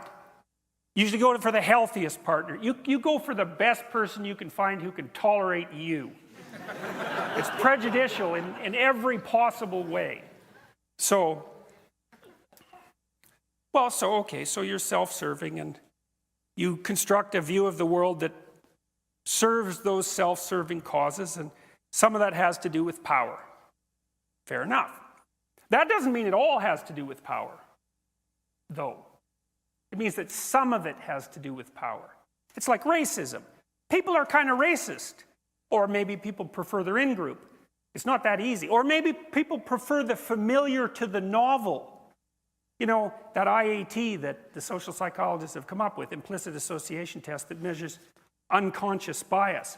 We don't know what the hell that measures. The people who invented that bloody thing, they know we don't know what it measures. They know it's not reliable. They know it's not valid enough to be used as an individual diagnostic instrument. That's technically the case. They also know that you can't train people out of their unconscious biases, because there is not much difference between unconscious bias and instantaneous perception. But they don't really care. I've written to Mazrin Banerjee, who's one of the inventors of the IAT, several times saying, how about you come out in public and say what you already know, which is that people are misusing your damn test. Silence. Well, that's partly because her discipline, social psychology, is a corrupt discipline, as the social psychologists have discovered over the last 4 years, and been turning themselves inside out trying to rectify, which they haven't. Anyways, we're giving the devil his due. There's an infinite number of interpretations of the world, and it's highly probable that you'll lay a self-serving one on top of it. Yes, and also that it'll serve the interests of your group, however you define that. Yes, but it only accounts for a fraction of your behavior. There's all sorts of other things at work as well. And you don't get to reduce all human motivations to one motivation, power. And then you might also ask, well, why would you want to reduce all human motivations to power? It's so you can use power. That's why. You can justify the use of power. That's force. You don't have to engage in civilized debate. You don't have to give a damn about the facts, especially if you're not a postmodernist, because you don't believe in facts anyways. And you might ask, well, why don't you? Hey, I'm not kidding. I'm not kidding. Postmodernists don't believe in facts. They believe that the idea of fact is part of the power game that's played by the white-dominated male patriarchy to impose the tyrannical structure of the patriarchy on the oppressors. It's like, I'm not making this stuff up. It's embedded right in the theory. All you have to do is read it, and you find this out. So they don't believe in facts, while facts would constrain the use of power. At least that's how it looks to me. Okay, so fine, we gave the devil his due. There's an infinite number of interpretations. And you're likely to use biased compression algorithms on the world, and they're likely to be biased in your favor. True. But only partly true. And the difference between an ideologue and a thinker is that a thinker knows the difference between things that are only partly true and things that are completely true. Things are complicated. Like, I like to think everything is as complicated as a military helicopter. You have to, I think it's 8 hours of maintenance to keep those things in the air for 1 hour, because they don't fly. They're rocks. They plummet. It's really hard to keep them in the air. And they're full of parts. And if you don't know all those parts, you don't go in there and monkey about with them, because you just wreck it. And that's just a helicopter. Like, everything is way more complicated than a helicopter. So you don't just go muck about in there hoping you're going to make it better. That isn't how it works. You need to be competent. All right, so look. Here's where the postmodernists are wrong. I think there's 3 places. And there's serious errors. The first is that there is an infinite number of interpretations, but there is not an infinite number of viable interpretations. There's a very finite number of viable interpretations. And I don't think that this is theory. I think that game theorists have already demonstrated this to some degree. And it's going to be built into AI systems very rapidly. Okay, so what are the constraints? Okay, first of all, you can't have an interpretation that leads immediately to your death or you're dead. Now, if you want to be dead, that's fine. But if you don't want to be, then you've got a lot of limited options, right? You don't get to run naked across an 8-lane freeway at night blindfolded, because probably you'll be dead. That's a bad interpretation. Okay, so you might say, because you're fragile and vulnerable and mortal, that there's a limited number of ways that you can look at the world that don't result in, let's say, death or serious damage or agony. That's a bad thing. Agony is a bad thing. Most people agree on that. So you're constrained by pain and anxiety. At least your interpretations are constrained by pain and anxiety. And you can make pain worse or better by thinking about it to some degree, but only to some degree. When push comes to shove, pain is your master. Okay, so that's a big constraint. That's a big, big constraint. Well, but the constraints are worse than that, because not only do you not get to have an interpretation of the world that produces anxiety and suffering right now, but you don't get to have an interpretation of the world that, if you iterate it across time, produces pain and suffering. And so that's a big problem, because there's lots of, you could go out tonight and get yourself blind drunk on cocaine and sleep with 6 hookers. And maybe that'd be a good night. You might not think about it being so good tomorrow, but then maybe you're dead of AIDS in a year. Or maybe you're addicted to cocaine, or maybe you're a street alcoholic, or whatever. It's like, as an iterable game, that's downhill. And the thing is, you play iterated games. You don't play one, you play iterated games. And so your interpretation of the world has to be one that will sustain multiple iterations across time. Because you have to worry about 40-year-old you and 60-year-old you. And that's a big problem. That's a lot of yous stretched over a long period of time. And it's worse than that, because it's not just you. It's like you and your family, right? And not only do you have to take care of yourself now in a manner that allows you to take care of yourself when you're 40, you have to take care of yourself now in a manner that takes care of you when you're 40, so that other people are happy to have you around now and continually, so that they'll cooperate and compete with you in a positive way. And so that's getting ridiculously complicated. It's not just you now and you in the future. It's you surrounded by other people doing the same thing now and in the future. And there's a lot of other people. It can't even just be you and your family. You know, like the psychopathic burglar mob. That's just not going to go so well, right? Other people are going to object, and the world's going to object. And so fine, there's an infinite number of interpretations. That doesn't mean there's an infinite number of viable interpretations. In fact, there are hardly any. There are hardly any playable games. Now Piaget, Jean Piaget, the developmental psychologist, who's a very smart guy, he pointed out something very interesting. He said, imagine you ran a set of iterated games as a competition. And in one iterated game, the rule was, you bloody well do what I tell you to. And the other one is, well, we'll all get together and decide how we're going to do this. Okay, now we run the competition. Now, Piaget's claim is, you do what I tell you fails. And the reason for that is I have to impose force in order to keep you cooperating. And the imposition of force is a cost, it's an efficiency cost. And across time, that efficiency cost is going to multiply, and the equilibrated state solution, which is the one where we all agree, it wins. Now that's worth thinking about. You think about that locally. So you're trying to organize your family. You have a little family conference about who's doing what in the household. And if you want peace and harmony and an iterated game, you get everybody to say, well, here's the tasks, and they have to be done. People have to agree on that. And then you say, well, which task would you do? You have to do some. How about you? And, you know, which task would you do? And everybody agrees. And then you say, well, unless you can come up with a better solution, that's the one we're going to go with. And then people can be a little resentful and angry about the conditions of existence where they have to work, but they can't really blame that on anyone else. And maybe that's the best solution you can come up with. And that was Piaget's idea of the equilibrated state. It was like, it's a voluntary agreement that can be iterated across time that works at multiple levels of social organization. Man, that's a serious, serious, serious set of constraints. And Piaget, by the way, was looking for a way to reconcile science and religion. He was looking for a biological origin to morality. And he thought he found it in the idea of the equilibrated state. And it's even deeper than that. So imagine this equilibrated state idea is actually, there's something to it. That if you set the state up properly, it will iterate across time so long that it becomes a permanent part of the environment. A hierarchy is that's exactly what a hierarchy is. Hierarchies are 350 million years old. They're not the patriarchal invention of white European Christian males in the last 300 years. They're 350 million years old. They're stable solutions to this iterated game problem. And they've been around so long that we're actually adapted to them. And that's part of the reason we have archetypal representations of the social structure. And we also have archetypal representations of the relationship of the individual to the social structure. Your job as an individual in relationship to the social structure is to embody the social structure, but also to serve as its eyes and its mouth, so that it can update itself when necessary. So you take on the mantle of your father, let's say, but he's dead.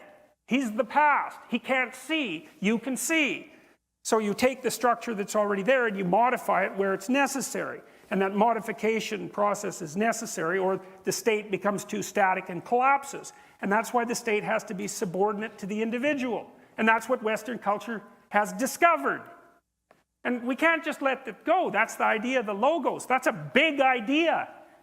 And you want to live somewhere where the individual is subordinate to the state. It's like, hey, go right ahead. There's lots of places like that, man. Emigrate. Go there. 90% of the world's countries are like that. If you want to live like that, man, go find out what it's like. You don't see immigration going there, that's for sure. Okay, so that's a big mistake that the postmodernists made. It's not trivial, that's a big mistake, but it's not the only one. Well, here's another one. They don't like inequality. Well, who does? I'm against poverty. You know, that's like classic protest sign. It's like, really?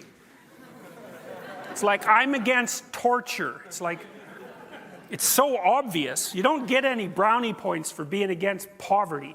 No one in their right mind is for poverty. You know, you ever watch The Simpsons?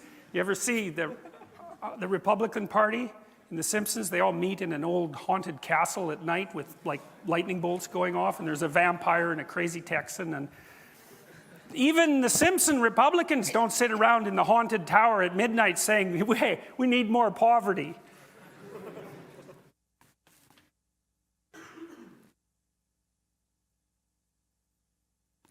Here's an interesting thing. So one of the postmodernist claims is that diversity is necessary. And they make it racial, and they make it sexual, and they make it ethnic, and all of that. That's actually technically incorrect, by the way, because I study individual differences. So those are the differences between people.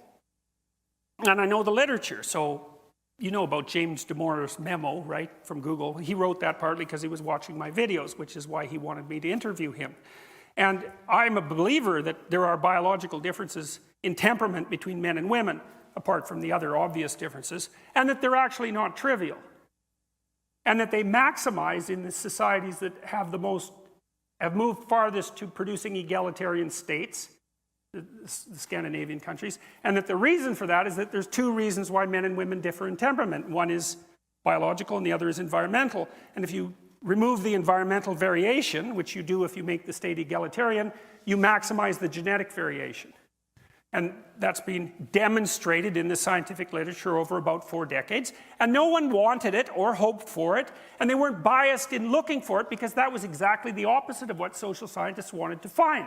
Because social scientists lean heavily to the left, and what they wanted to find was you flatten out the state so that everyone has equal opportunity and the differences between people disappear. That is not what happened. The opposite happened. That was wrong.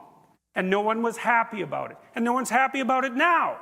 You can actually tell when you've discovered something in a social science, because you're not happy about it.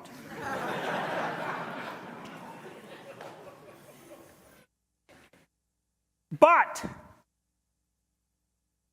if you take, let's say, there's a big difference between men and women in terms of trait agreeableness. Compassion and politeness. On average, women are more agreeable than men. And the difference is approximately this. If you take random pairs of men and women out of the population, let's say you had to make a bet on who was more agreeable. If you bet that it was the woman, you'd be right 60% of the time. Well, that's not that much. It means you'd be wrong 40% of the time. That's almost 50% of the time. So this is a big difference by social science standards, but that's the magnitude of the difference. There are some differences that are bigger, like the difference between men and women's interest in people versus things is actually bigger than that. That's the biggest difference we know. But it's a big difference, let's say, the agreeableness difference, but still, the shared attributes of men and women far outweigh the attributes that differentiate them. Because you could ask, are there more differences within groups or between them? Now, the postmodern answer to that is between them. That's why you need diversity by group, right? That's why you need different races. That's why you need different ethnicities and sexual preferences and all of that. Well, that's wrong. There's more difference within the groups than there is between them. You don't get diversity by crossing the groups. You get diversity by selecting across individuals. In fact, the idea that there is more differences between groups than there is between individuals is actually the fundamental racist idea. It's the fundamental racist idea, which is, well, let's say you're Asian, Oriental, to use the old word to discriminate the one type of Asian, say, from the other. You're so different from me that there's no overlap between our groups. And you're also so different, and there's so little difference within your group that now that I know that you're not me, you're not one of mine, I actually know what you're like. No. Technically, that's incorrect. That's wrong. That isn't how you get diversity. Now, diversity is actually necessary because people differ in intelligence, and they differ in temperament, and they differ in skills, and so you actually need diversity, because otherwise you can't take advantage of all those differences. So you need diversity, but you need genuine diversity. And like, what would genuine diversity mean? If you're trying to put together a work team, you want people of sufficient diversity so that they more or less, so that you gather together the appropriate talents to produce the implement that's necessary to work properly in the world. That's a competence marker. because otherwise your business is going to fail. And so the proper diversity with regards to employment is the diversity that meets the requirements of the business, essentially, obviously. That's why you try to hire people carefully and not randomly, let's say. Third error. First error is there's only a finite number of valid interpretations. Second error is that there are real differences between groups of people, but there's more difference within the groups than between them. Third difference is social status and payment, especially in a free, democratic, capitalist society, is based more on competence than on power. In fact, we would say that when a person in a hierarchy starts to act like their position entitles them to power, then that hierarchy has become corrupt.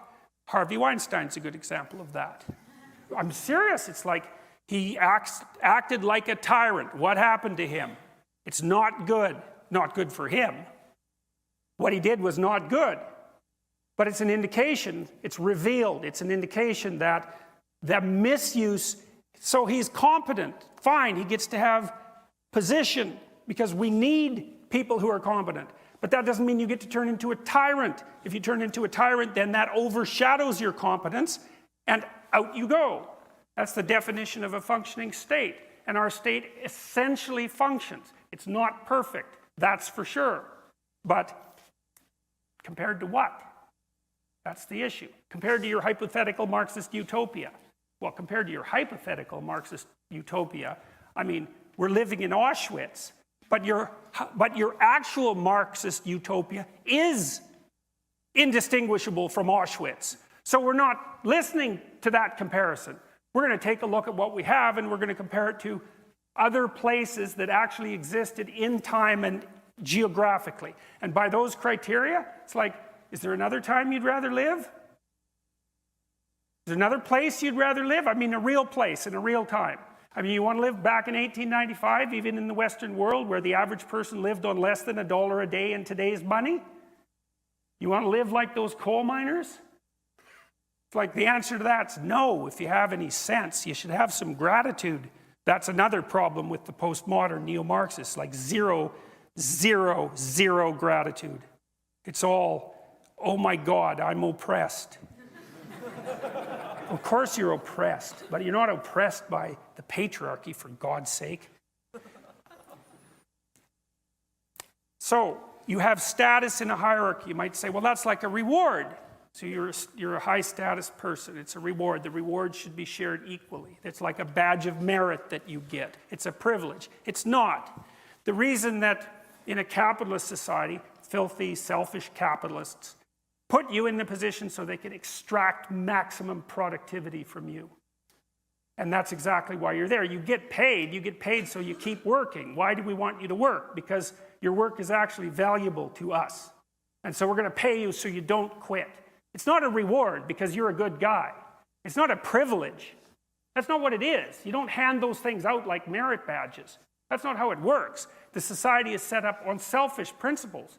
We pay people who are competent so they won't stop striving because we want what they can produce. So you don't just distribute that like it's a gift. It's not a gift. It's not a gift at all. So that's another place where they're wrong. Social status and payment is the consequence of the selfish desire of individuals and the group to extract resources of intellect, creativity, and industriousness from those who possess them in excess. Now, of course, it's not 100% like that. There's incompetent people who rise to the top. You can fool people and you can manipulate them and you can act like a tyrant. And, we might say maybe the system is like 30% warped, something like that. It's not much more than that because we can account for people's success across life by looking at their individual differences, intelligence, conscientiousness, emotional stability, creativity. We can do a pretty good job of predicting their trajectory. So there's error. Some of it's health, right? Because sometimes you've got what you need, but you get cut off at the knees, or your family members do, or some tragic thing befalls you. There's a randomness in this system that accounts for a fair bit of it. And then there's a certain amount of corruption. Fair enough. But not so much that the lights go off. Okay. What time is it? 8:15. I started when? Sorry, it's been 6:30. I should stop then. I'm supposed to stop pretty soon.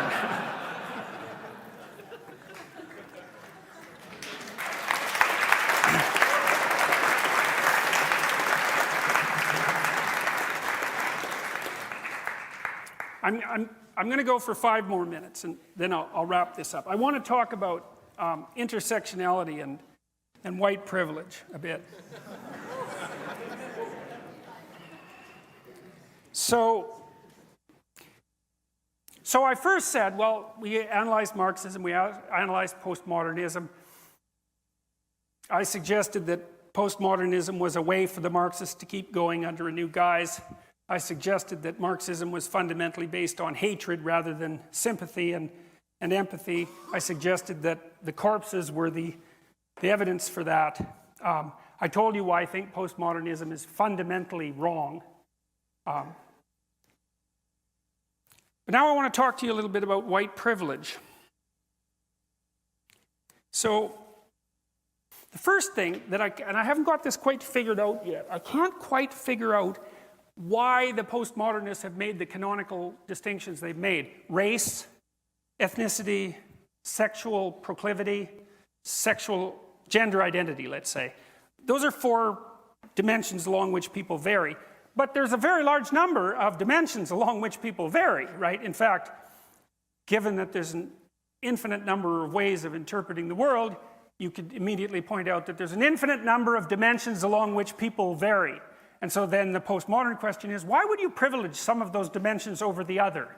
And I would say, well, because it sustains your bloody Marxist interpretation, that's why. But you're not going to say that because it marginalizes, right? You've marginalized that so you can ignore it. So that's one of the fun things about postmodernism. You can I have a very vulgar image in my mind, but but I won't share that with you, but you can infer it. Here's some ways people differ: intelligence, temperament, geography, historical time. You live now and not 100 years ago. Attractiveness, that's a big one. That's a big one. Would you imagine you could, we won't go there either. Youth, it's advantageous to be young. You've got potential. It's advantageous to be old. You've got wealth. Health, that's a good one. Sex, women have advantages. Men have advantages. Maybe one has more than the other. It's not self-evident. Women live about 8 years longer. They're multi-orgasmic.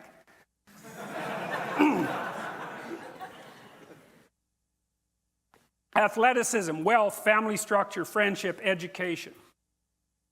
Well, then there's the classic, postmodern ones: race, ethnicity, etc. Why not those other dimensions of variation? There's no evidence that they're less important. In fact, there's quite a bit of evidence that they're more important. So, why not consider them? Then you get intersectionality. This is one of the things that's really comical, I think, because the postmodernists, identity politics types, actually realized this. They thought, well, okay, race and gender. Fair enough. Well, what if you're a black woman? Well, that's a problem because, well, now you've got 2 dimensions of differentiation. What the hell are we going to do about that? And what if you're gay and black and female? Well, then what if you're not very bright and gay and black and female? And then what if you're ugly and not very bright and gay and black and female? And you can keep playing that game. You can keep playing that game an infinite number of ways, because there's an infinite number of ways to categorize things, as the postmodernists already pointed out. And so the intersectionality theorists came along to plug the hole, but they don't know where they're going. They don't understand that the logical conclusion of intersectionality is individuality. Because there's so many different ways of categorizing people's advantages and disadvantages that if you take that all the way out to the end, you say, well, the individual is the ultimate minority. And that's exactly right, and that's exactly what the West discovered. And, the intersectionalists will get there if they don't kill everyone first. So, on to white privilege. So it's really interesting to find out where these ideas come from, because usually the scholarship is so awful, you just cannot possibly believe it. It's just absolutely, it wouldn't, at the University of Toronto in the psychology department, the original paper on white privilege wouldn't have received a passing grade for the hypothesis part of an undergraduate honors thesis. We're not even close. There's no methodology at all. The person who wrote it, it was called White Privilege and Male Privilege. A personal account of coming to see correspondences through work in women's studies. Well, first of all, personal account, it's like, sorry, no.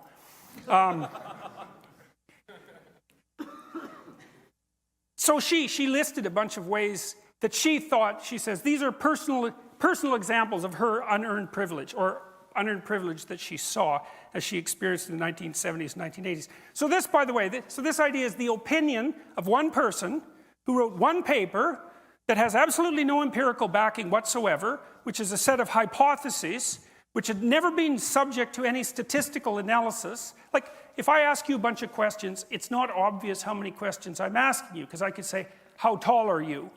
Or I could say, if you're laying on the ground, how extended would you be? It's like, that 2 questions? It's like, no, it's 1 question.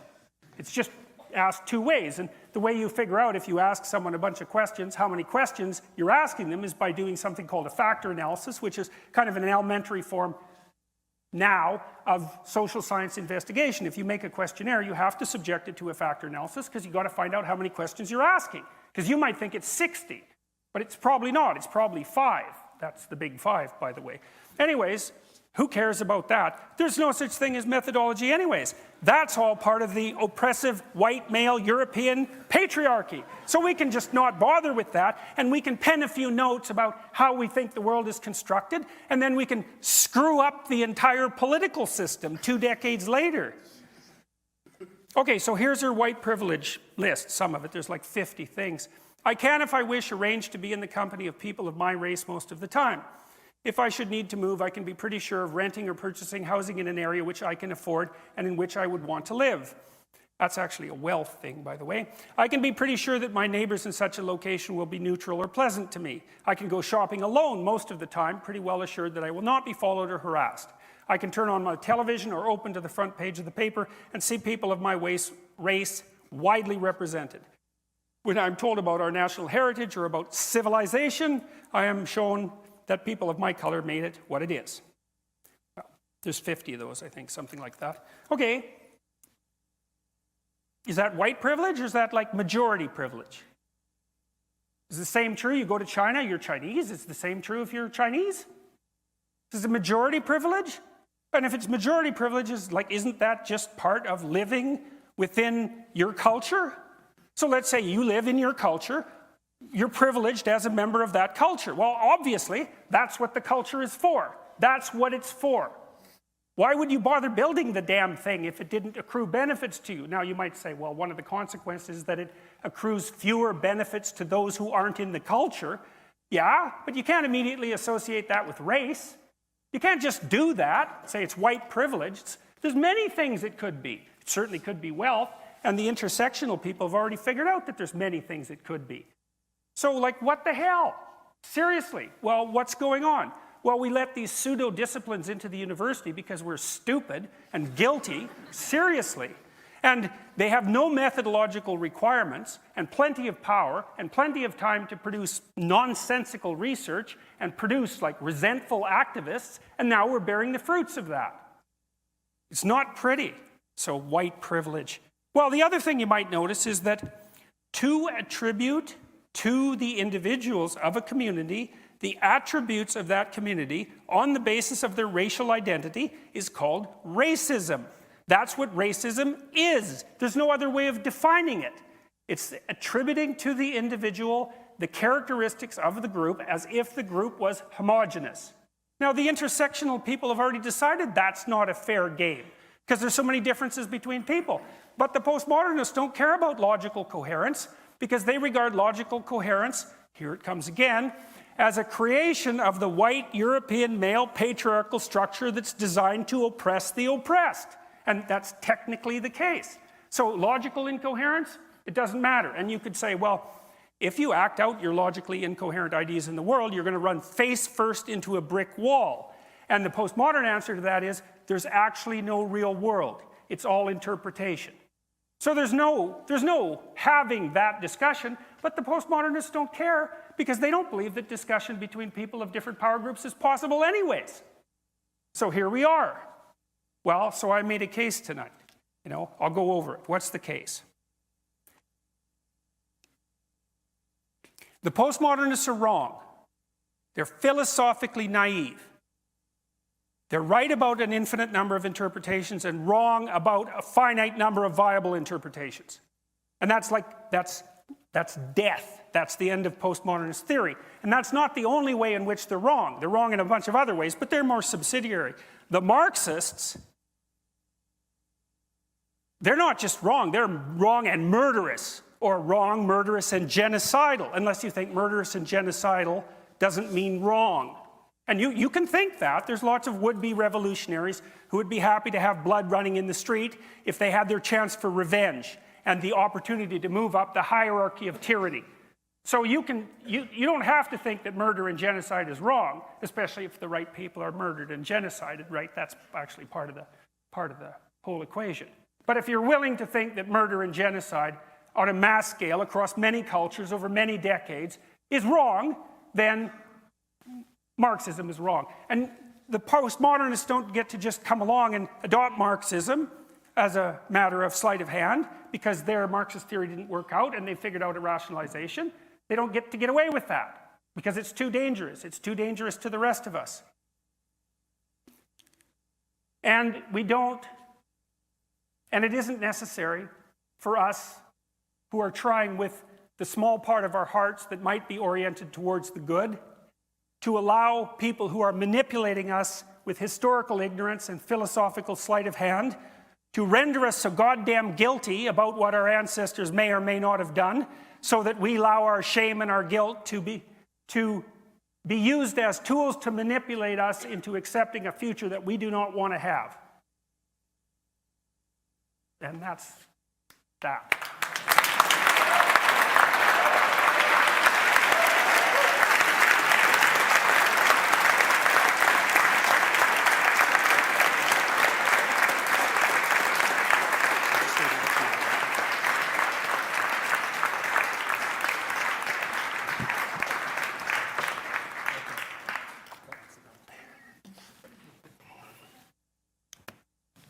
Does that work? Okay. So we're just going to do we're going to move on to the Q&A now, but before we do, the venue wants to do a little announcement.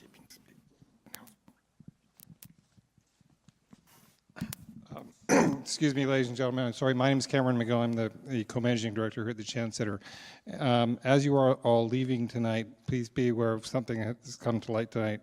Outside the building, there is an individual impersonating a UBC security guard. It is not in the building. It was in the Rose Garden. There was no damage done. Nobody was hurt. But there is an impersonator out there. So just please be aware of that. Thank you very much.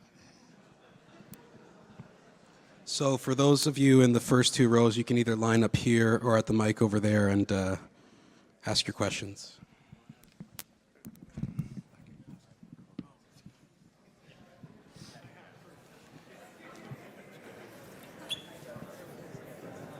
And also try to keep it short because we don't have that much time.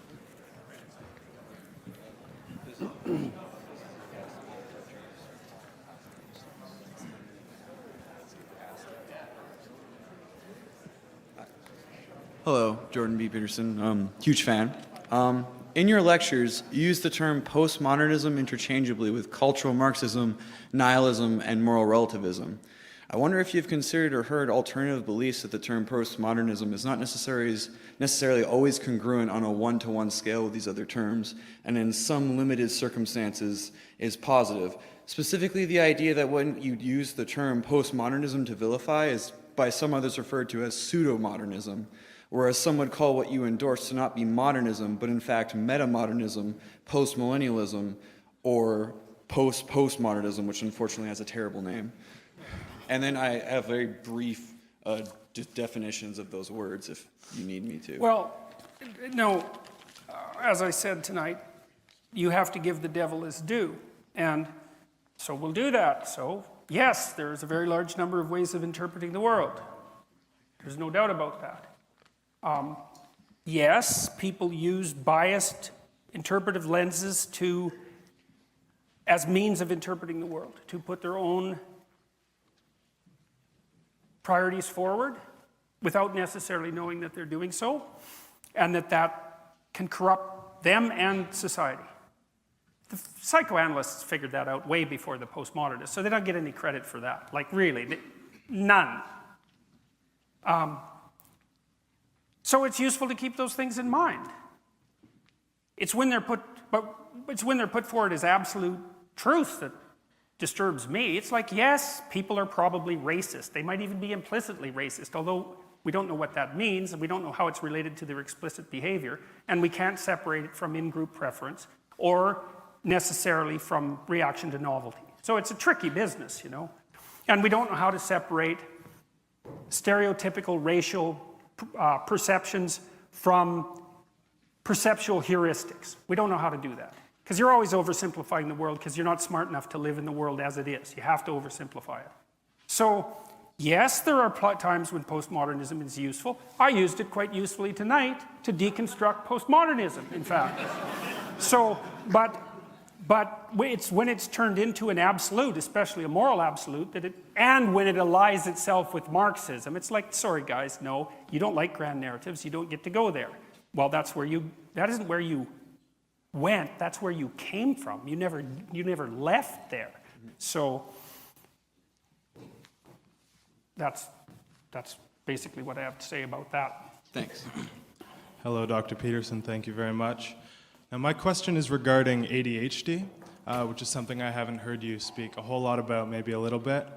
Now, it seems to me that we, or at least maybe just me, do not quite understand ADHD to what could be its full capacity, maybe. And because there's many voices saying that it's an overdiagnosed, overblown, small mental variance that's prevalent in boys, or it's just young boys being young boys. And then there are some that would fight and advocate for very different treatment in the academic world. And I was wondering what your thoughts are on ADHD itself, and on whether you think it's overdiagnosed, and maybe advice for me as someone who has been diagnosed with ADHD on how to overcome it without maybe becoming completely reliant on prescribed medication. Okay, so first of all, it's definitely overdiagnosed. Second, it's a very unreliable psychiatric diagnosis. Many psychiatric diagnoses are unreliable, and that's because psychiatric diagnoses aren't precisely scientific categories. They're weird hybrids, right? First of all, psychiatrists aren't scientists, they're engineers. Engineers are trying to do something rather than to describe the objective world, and psychiatrists are trying to make people healthy, whatever that means. It's actually partly ethical. It's very complicated. We don't know how to distinguish it from temperamental variation. So, for example, if you're high in openness and high in extroversion, and low in conscientiousness, low in agreeableness, conscientiousness, and high in neuroticism, you're likely to manifest symptoms of ADHD. It's because you're exploratory, you don't like to sit down, you're full of ideas, your attention scatters across a wide variety of topics, and you're not very stable. Temperamental variation is also much more common among boys. Panksepp showed, same guy with rats, that if you deprive young rats of rough and tumble play, which is what the young boys are deprived of in school, let's say, that they get hyperactive, and then their prefrontal cortexes don't develop very well because they're not having the right kind of experiences, and that you can treat that quite effectively with psychomotor stimulants like Ritalin. So that's kind of an interesting bit of scientific information that no one pays any attention to. There is also absolutely no evidence whatsoever that long-term use of psychomotor stimulants produces increases in cognitive gain. Zero. And there's plenty of evidence that it's harmful. So then the second part of that was, what about adjustments in the academic world, say? That would be disability adjustments. It's like, that's such a rat's nest that I don't want to even discuss it. I mean, I'll discuss it for like 15 seconds. There is a never-ending multiplication of disabilities. That's what's happening right now. The disability offices in the universities are swamped. Like, I know some people have it rough. Like, believe me, I know that. I seriously know that. I've dealt with extraordinarily damaged people in my life.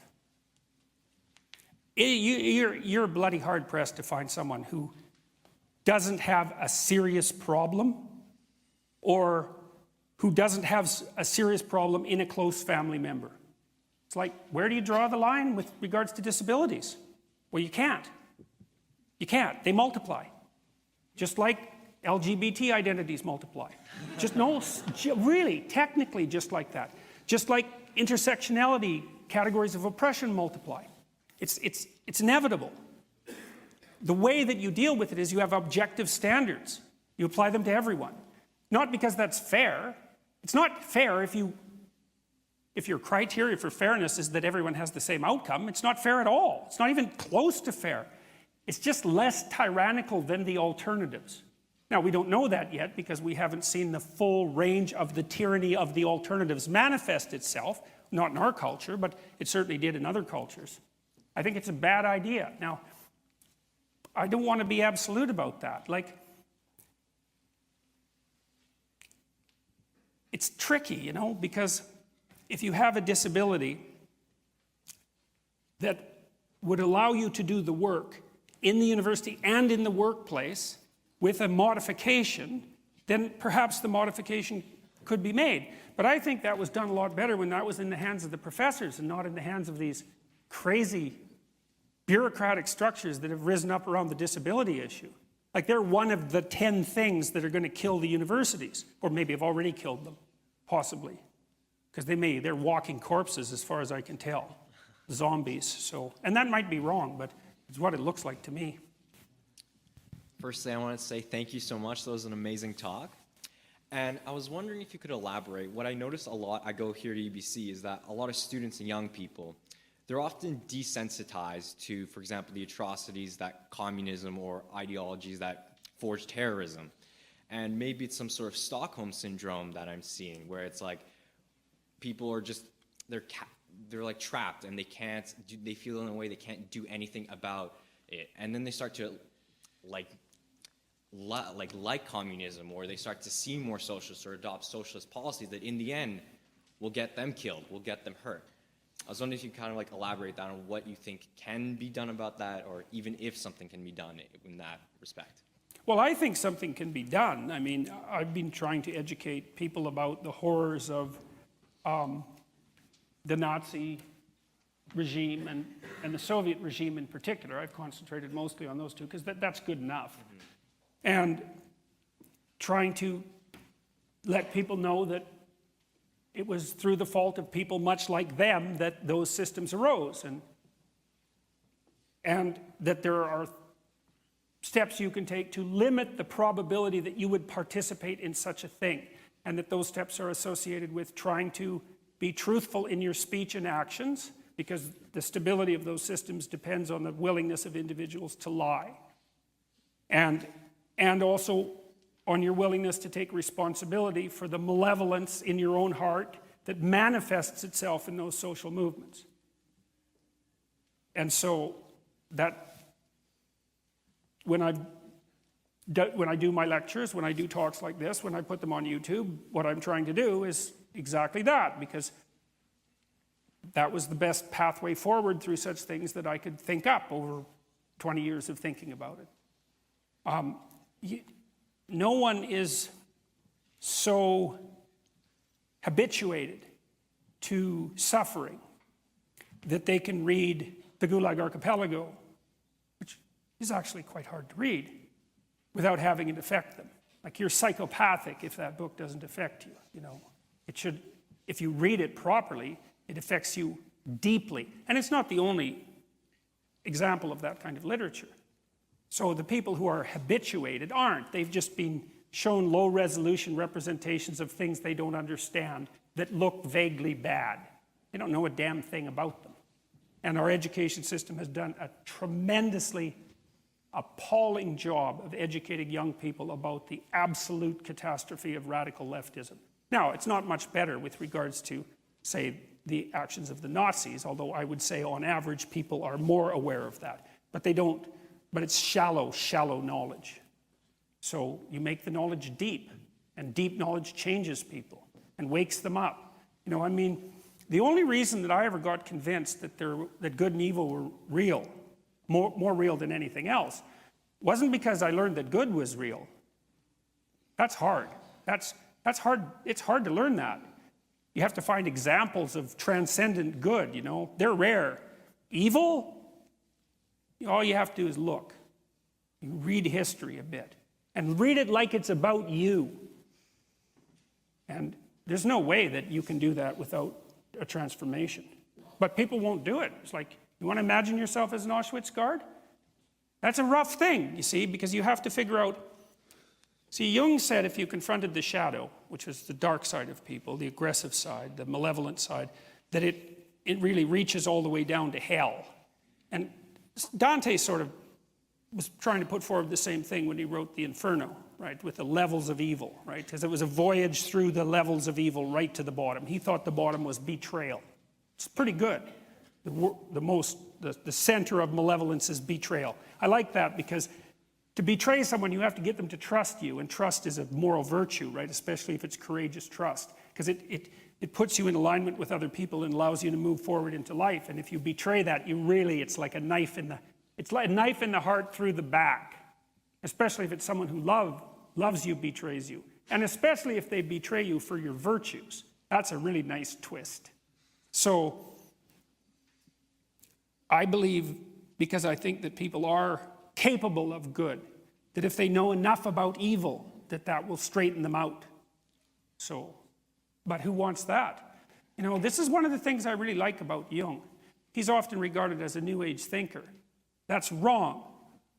He's no New Age thinker. He knew that the pathway to enlightenment was barred by the necessity of a passage through hell, and that no one was going to do that. That's why there isn't a world full of enlightened people, you might say. Like if it was just a matter of doing nice things, following your bliss, let's say, however you might put it, then why wouldn't everyone walk up the stairway to heaven? That isn't how it works. That's not how it works at all. I don't think you can be convinced of the necessity for moral action until you understand exactly how dark and terrible things can get, and that it's your fault that they're getting that way. Who wants to think that? So, you can think it though, but not without it burning you. So. Thanks so much. Hello, Dr. Peterson. Thank you for coming. We all appreciate it a lot. I wanted to get your opinion on censorship that we're seeing on the web. It's accelerating. You were a very notable example. You were locked out of your Gmail and your YouTube account. Pardon me? Yeah, Trump just got deleted by an errant person. You know, now they're saying that perhaps this was just a contractor. And, you know, maybe someone from Twitter who's gone in a very far left direction. YouTube has gone in a very far left direction. I'm just wondering, I've started an alternative to YouTube called PewTube.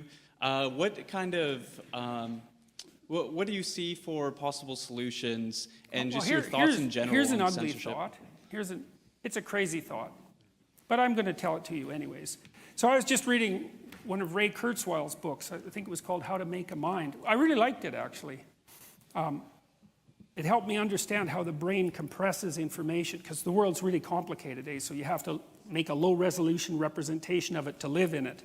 And he actually explained to me in a way that I hadn't really understood how the brain might do that neurologically, so that was cool. But you know, Kurzweil's this guy who thinks that he's a smart guy, very smart guy, and he's invented a fair bit of high-end technological software and hardware. And he's the guy that thinks that we're heading towards the singularity. And so the singularity is, you know how processing speed doubles every 18 months and like hard disk capacity every year, and there's a bunch of doublings going on, a huge number of them. And they accelerate exponentially. And so we're probably 3 years away, maybe even less, than from building a computer that has the capacity to make as many calculations as reasonable estimates of the calculating capacity of the human brain are currently set at. 18 months away, 2 years away, something like that.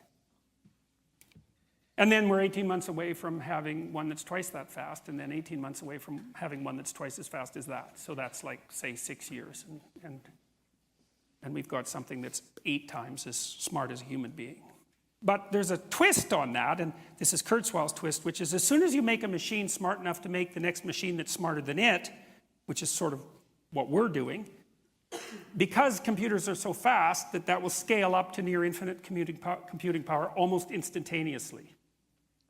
Now, you think, no, probably not. And Ellen, Gates' partner, has written critiques of Kurzweil, and you might think if something's impossible, then it won't happen, even if you don't know why. And there's reasons to not think that will happen. But Kurzweil's traced back the doubling of computing power way before the existence of the transistor.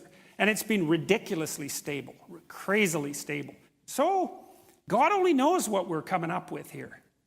And you don't know what something of infinite computing power might be like. Like, you seriously don't know. And there are serious people who are very, very, very worried about that. They're very worried, for example, that companies like Facebook and Google will manage that first. And, those companies are already making censorship AI bots. And that's not that smart. It's sort of like making really fast robots that can shoot people. It's not that smart. And we're doing that, too, very rapidly. And, I know some guys who work in advanced AI. And you know how you watch the Terminator movies and you see the robots that miss when they shoot at you? Like, they're not very bright. Because the bright ones not only shoot at where you are, but they estimate where you're going to be when you make your escape moves, and they shoot there simultaneously, and their death rate is 100%. And so, there's no war against the robots. I mean, when those things get going, they're going to be so much faster than us that we'll look like we're moving through molasses to them. So, so maybe what we're deciding now with all of our individual decisions about censorship and the way that we're going to construct the world and all that is exactly what kind of superintelligence we're going to bring into being. And I would suggest that we try to bring one in that's good and moral rather than one that's evil and demonic. Right.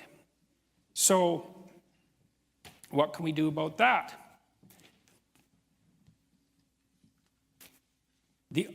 There's only one answer to that, as far as I know, that works, is get your act together. You're going to be the person who's working in AI, right? I know some of these people. They better be good people, because they're going to build whatever they're like into their machines. So they better have their heads screwed on straight, because they're going to get amplified like mad. And I don't like what's happening with Google and Facebook and YouTube. They're building censorship bots predicated on a certain kind of ideology, the kind of ideology that we outlined today. It's a very bad idea.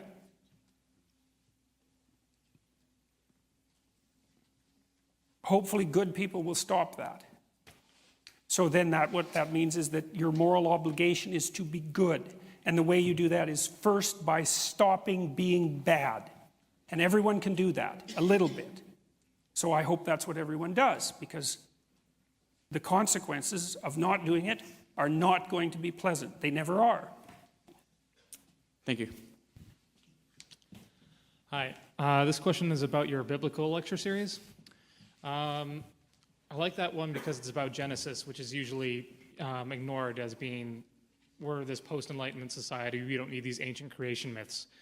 And also I thought Revelations kind of gets the same treatment as being dismissed because it's the Crazy hallucinogenic trip, that's why? of some isolated madman in the middle of the Mediterranean. Mm-hmm.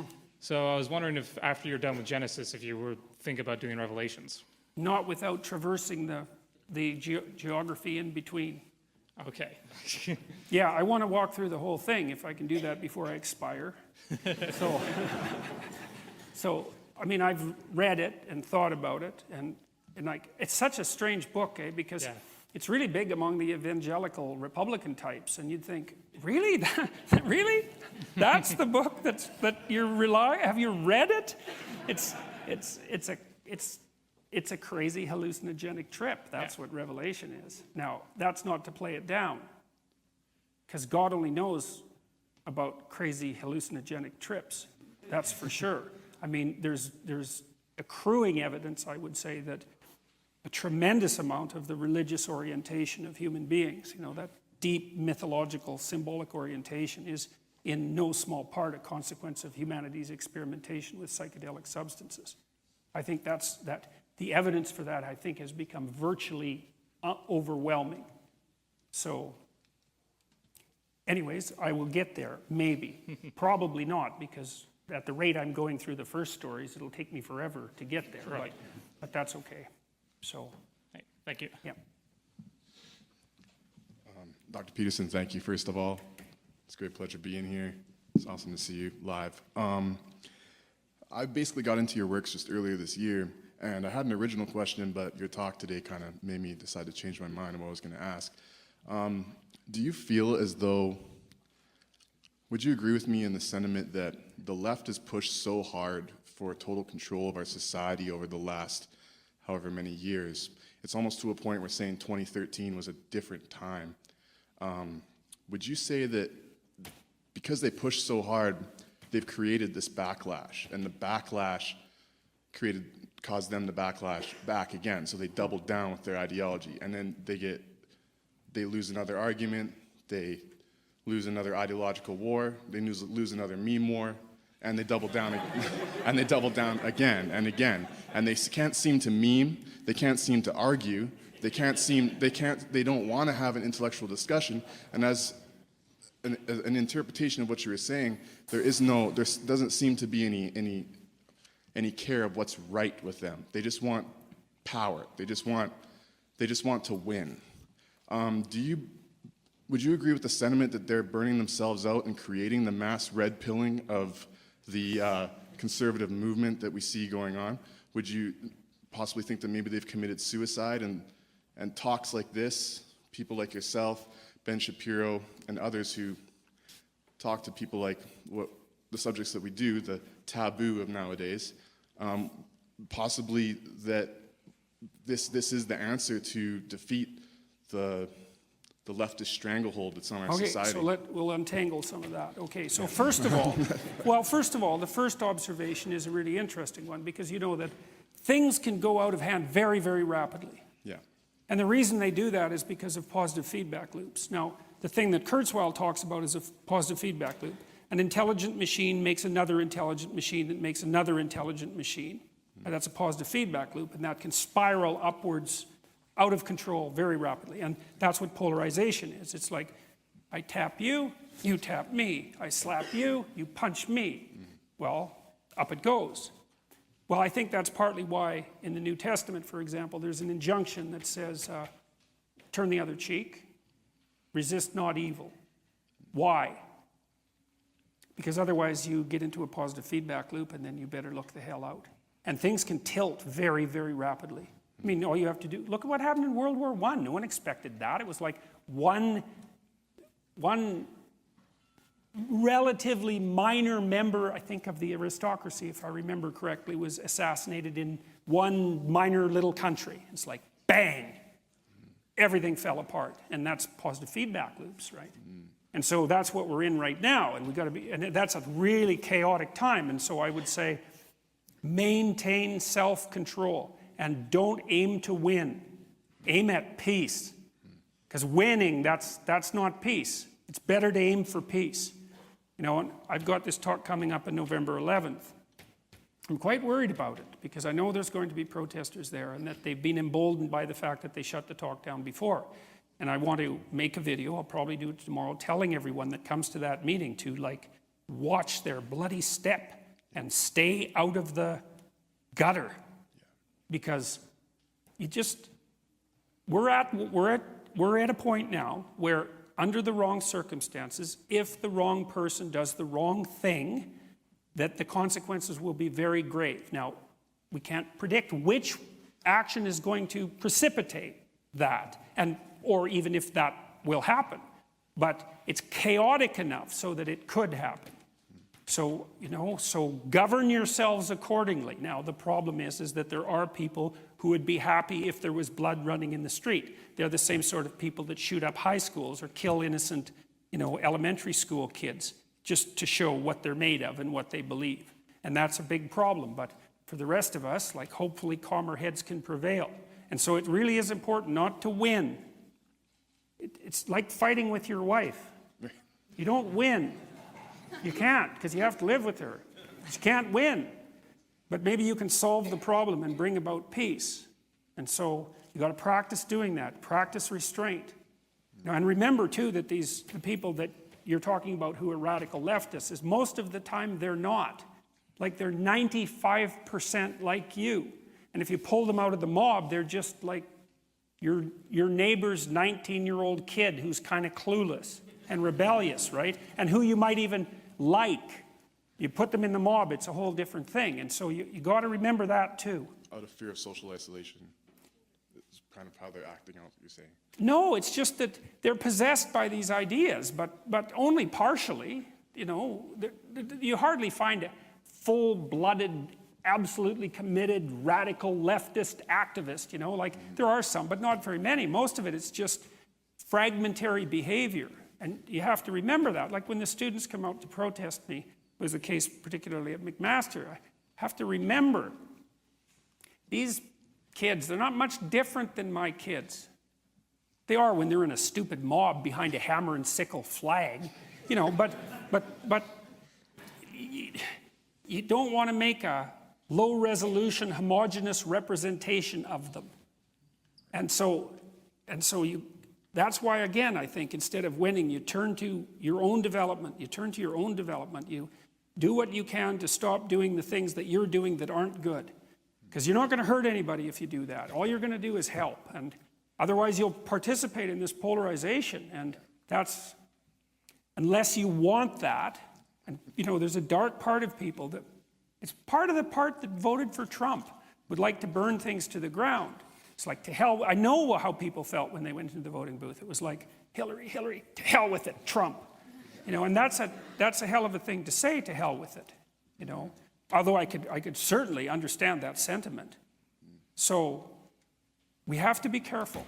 And all of you people who are here, who are advocates of free speech and who are theoretically happy to come hear me speak, it's like, I really do believe it. I truly believe this. And this is something I learned in part from Solzhenitsyn and in part from Jung, is that the way that you set the world straight is by constraining the malevolence in your own heart. And that's no joke, man. That's no easy thing. And that's a good voyage for people to go on if they want something difficult and worthwhile to do. So. Thank you very much. Okay, just a quick thing. We're not going to have time for pictures, so unless yours is the last question. Okay, so sorry to everybody else, but you're the last one. Okay. Hi, Dr. Peterson. Thanks for coming. My question is a little bit off topic from everything else tonight, but I really wanted to hear what you had to say about it. I work in residence life here at UBC, and in the community where I am, we were recently affected by a suicide of someone who lived in our community, and I was upset about it, not just because obviously it's a horrible thing to have happen, but also because res life in the university, they talk all this talk about self-care and your mental health is so important to us, but then things like this still happen. So I wanted to know if you think, what do you think the university should be doing to keep stuff like this from happening in the future? Well, it's not self-evident that it's the university's responsibility. And the reason for that, I'm not saying it isn't, okay? I'm saying it's not self-evident that it is, because different institutions can only do so many things, and we're already requiring the universities to educate and to act as substitute parents increasingly, and to take on the role of judge, jury, and executioner as there are more what should be criminal cases being handled within the university, say.